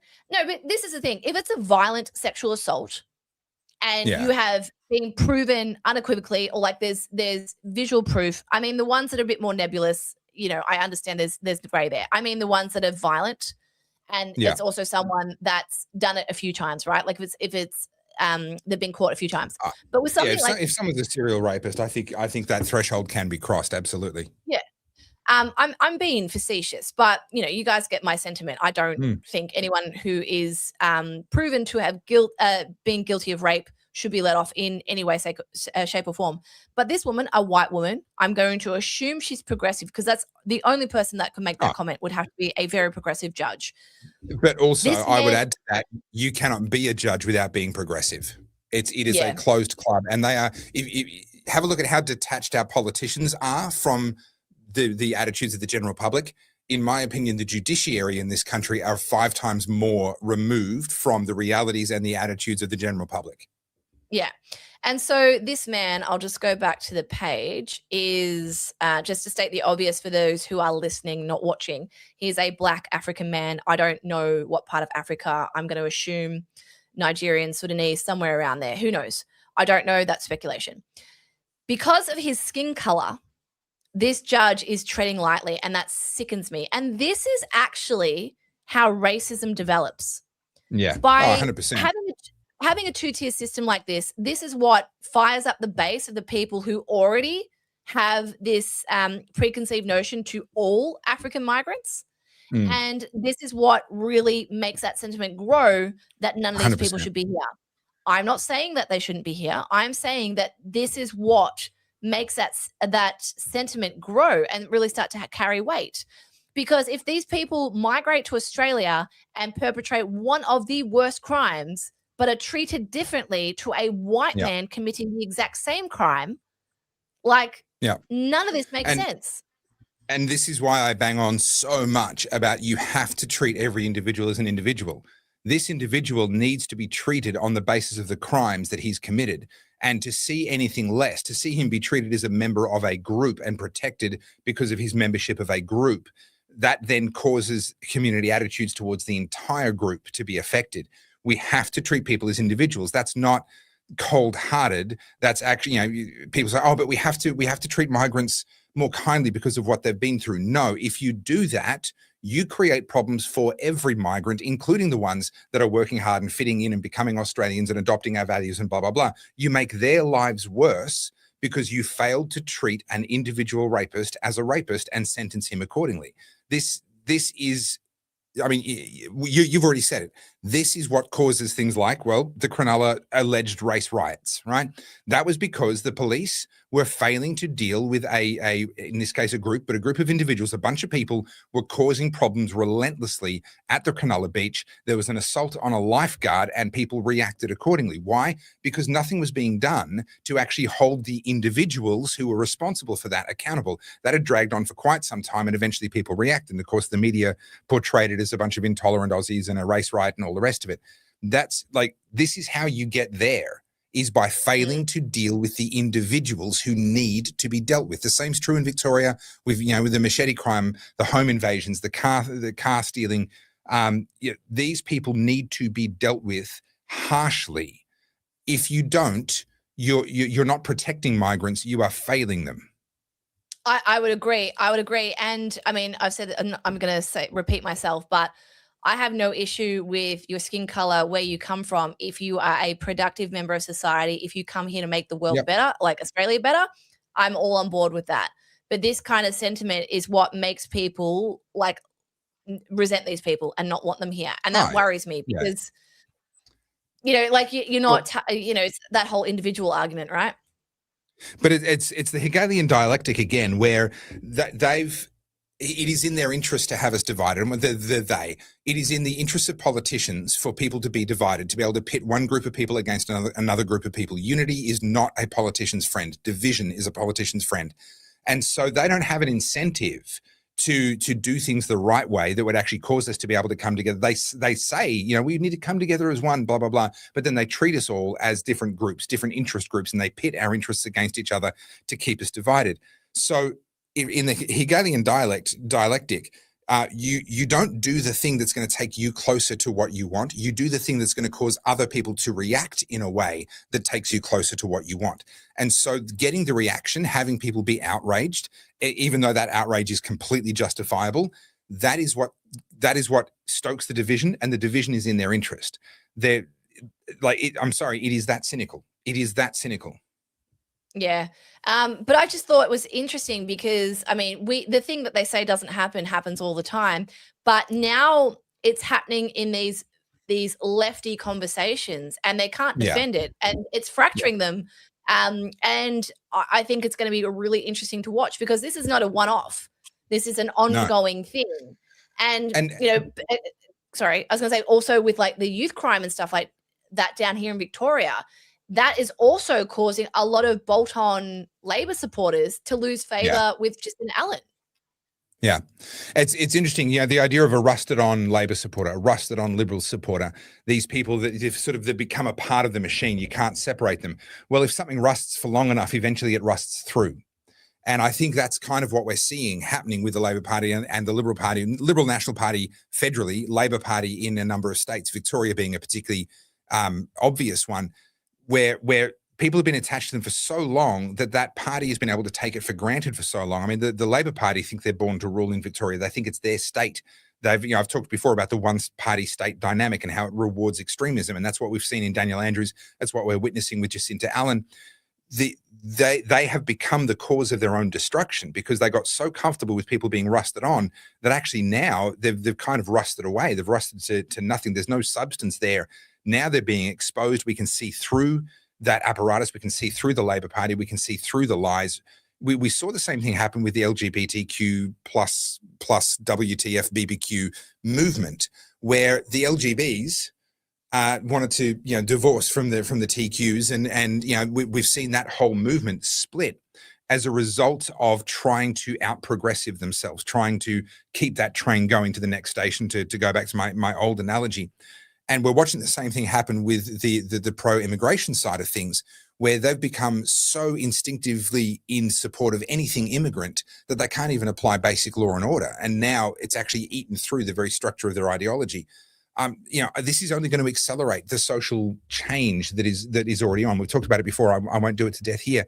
There is a massive global change happening, and things like this are not the cause of that change, but things like this are accelerating that change. I have two more things to mention, but these are sort of quick fire.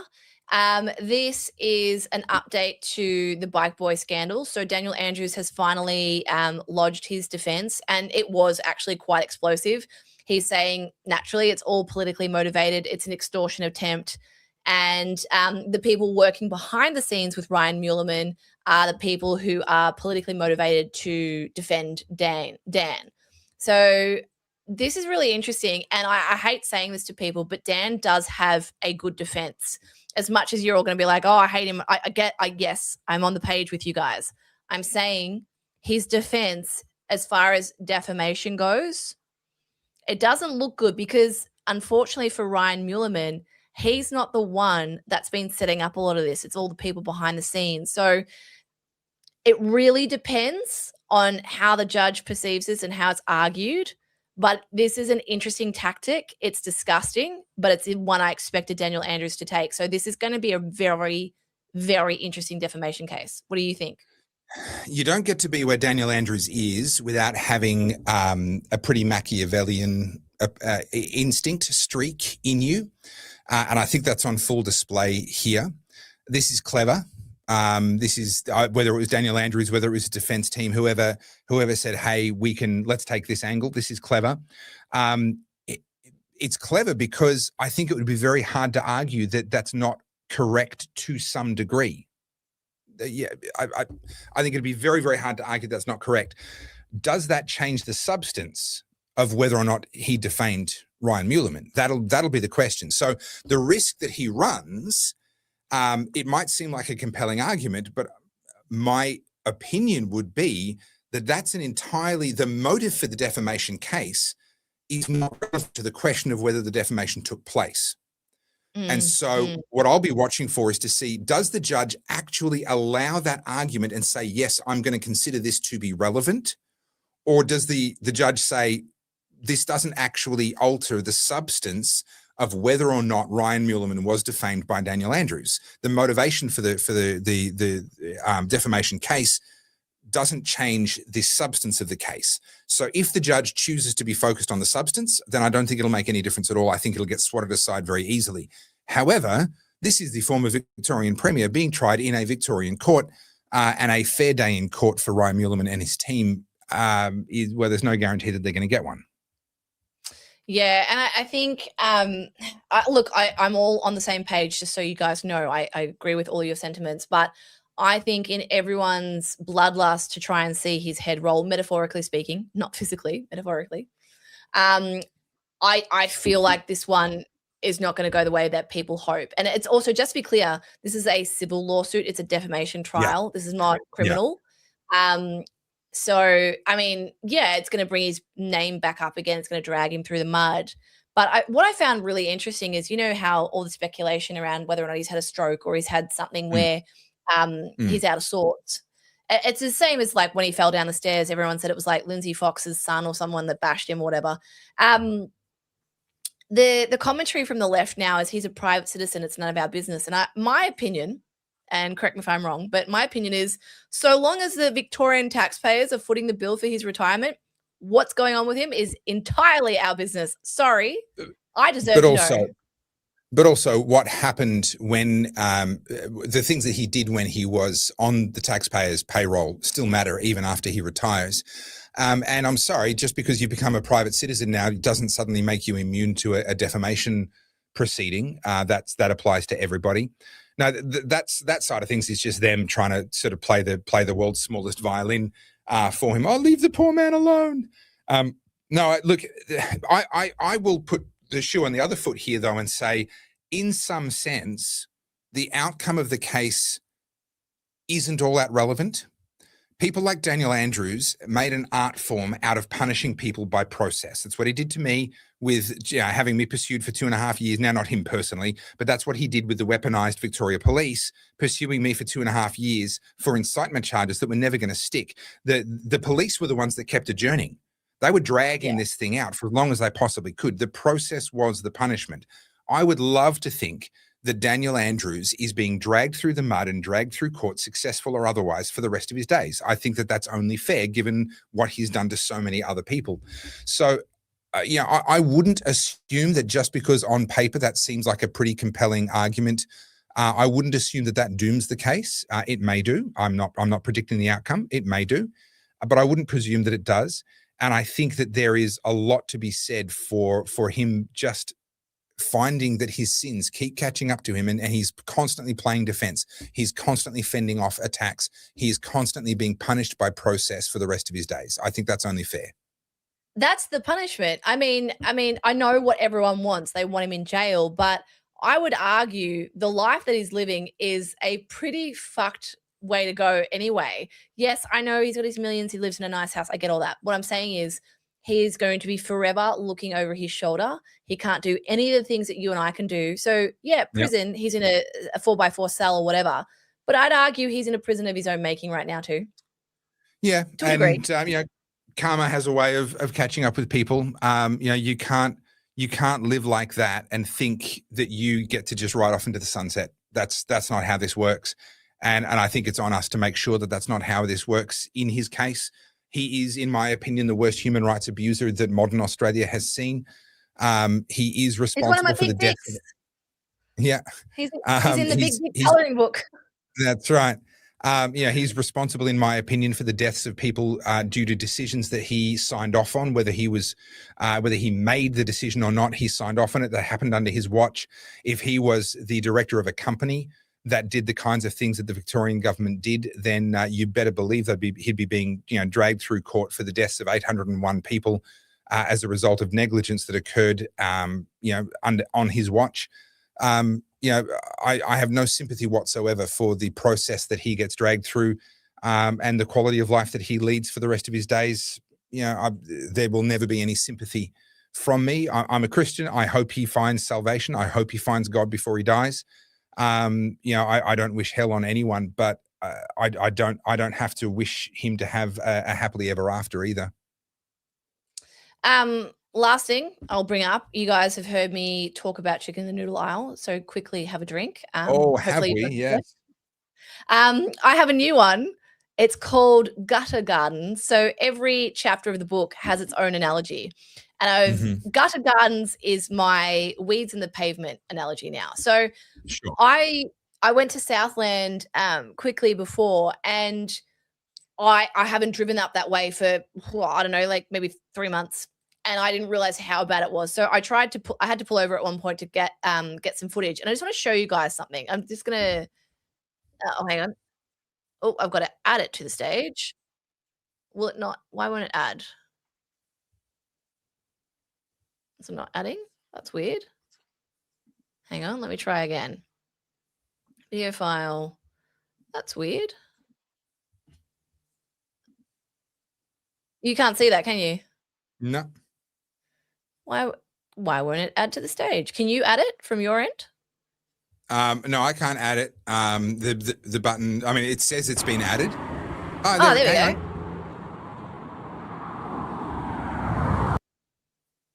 I'll play it one more time. Yeah.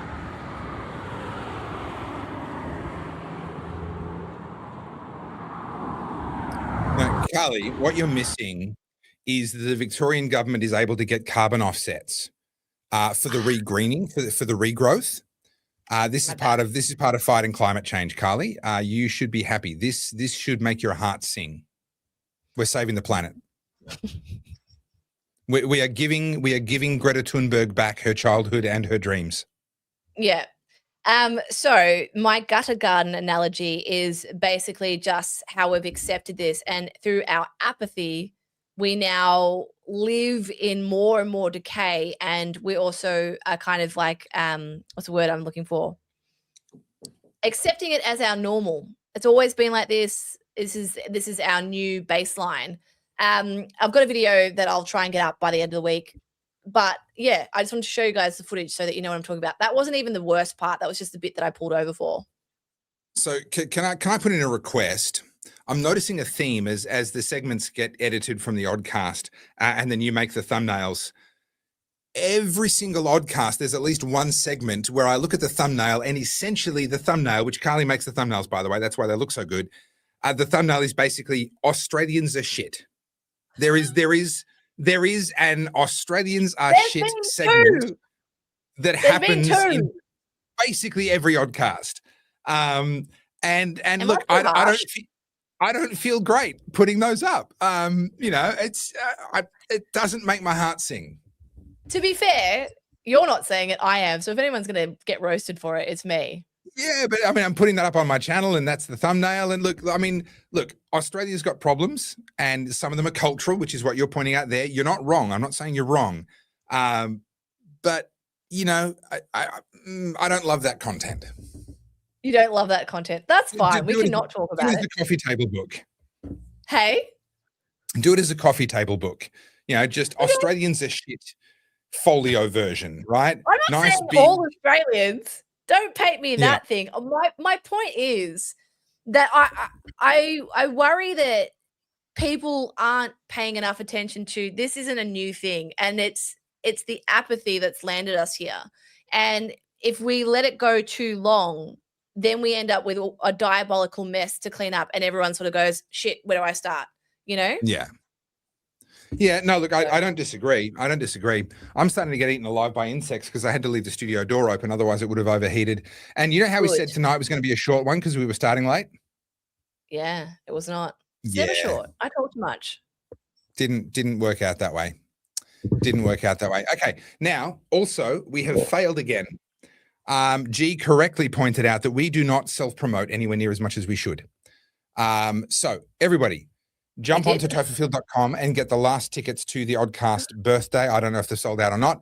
get on there if you haven't got them yet. The birthday is this Saturday. We will make sure you get the email for all the details. Everyone who has a ticket, you have an email somewhere in one of your inboxes, promotions, something somewhere, it's there.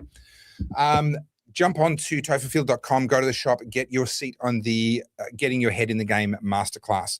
This is where we talk about things like agency, getting your head in the game, the various things that I had to do to get from my genuinely worst year of my life in 2024 to the best year of my life in 2025. And I ran the course the first time in 2024. I was in the thick of it. This was the work that I was doing in and on myself. The feedback from the course was amazing. So get on that while we have the early bird going. So that's available at the shop as well. Oh, also, for those that are coming to the party, Carly has designed a new merch drop, and you will be the first people to see it. It will not even go up on my socials until after the Oddcast birthday. You'll be the first people to see it, and you'll be the first people who have a chance to get it. So bring some cash. We will have card facilities there for those that need it, but cash is just easier. Bring some cash to the birthday party if you want to get a t-shirt or a hoodie or other stuff. Cool. There you go. That's the self-promotion. We're done. We're out. I need to go to bed. Bye, everybody. Thanks, Carly. Thanks, everyone. Thanks for joining us. Bye.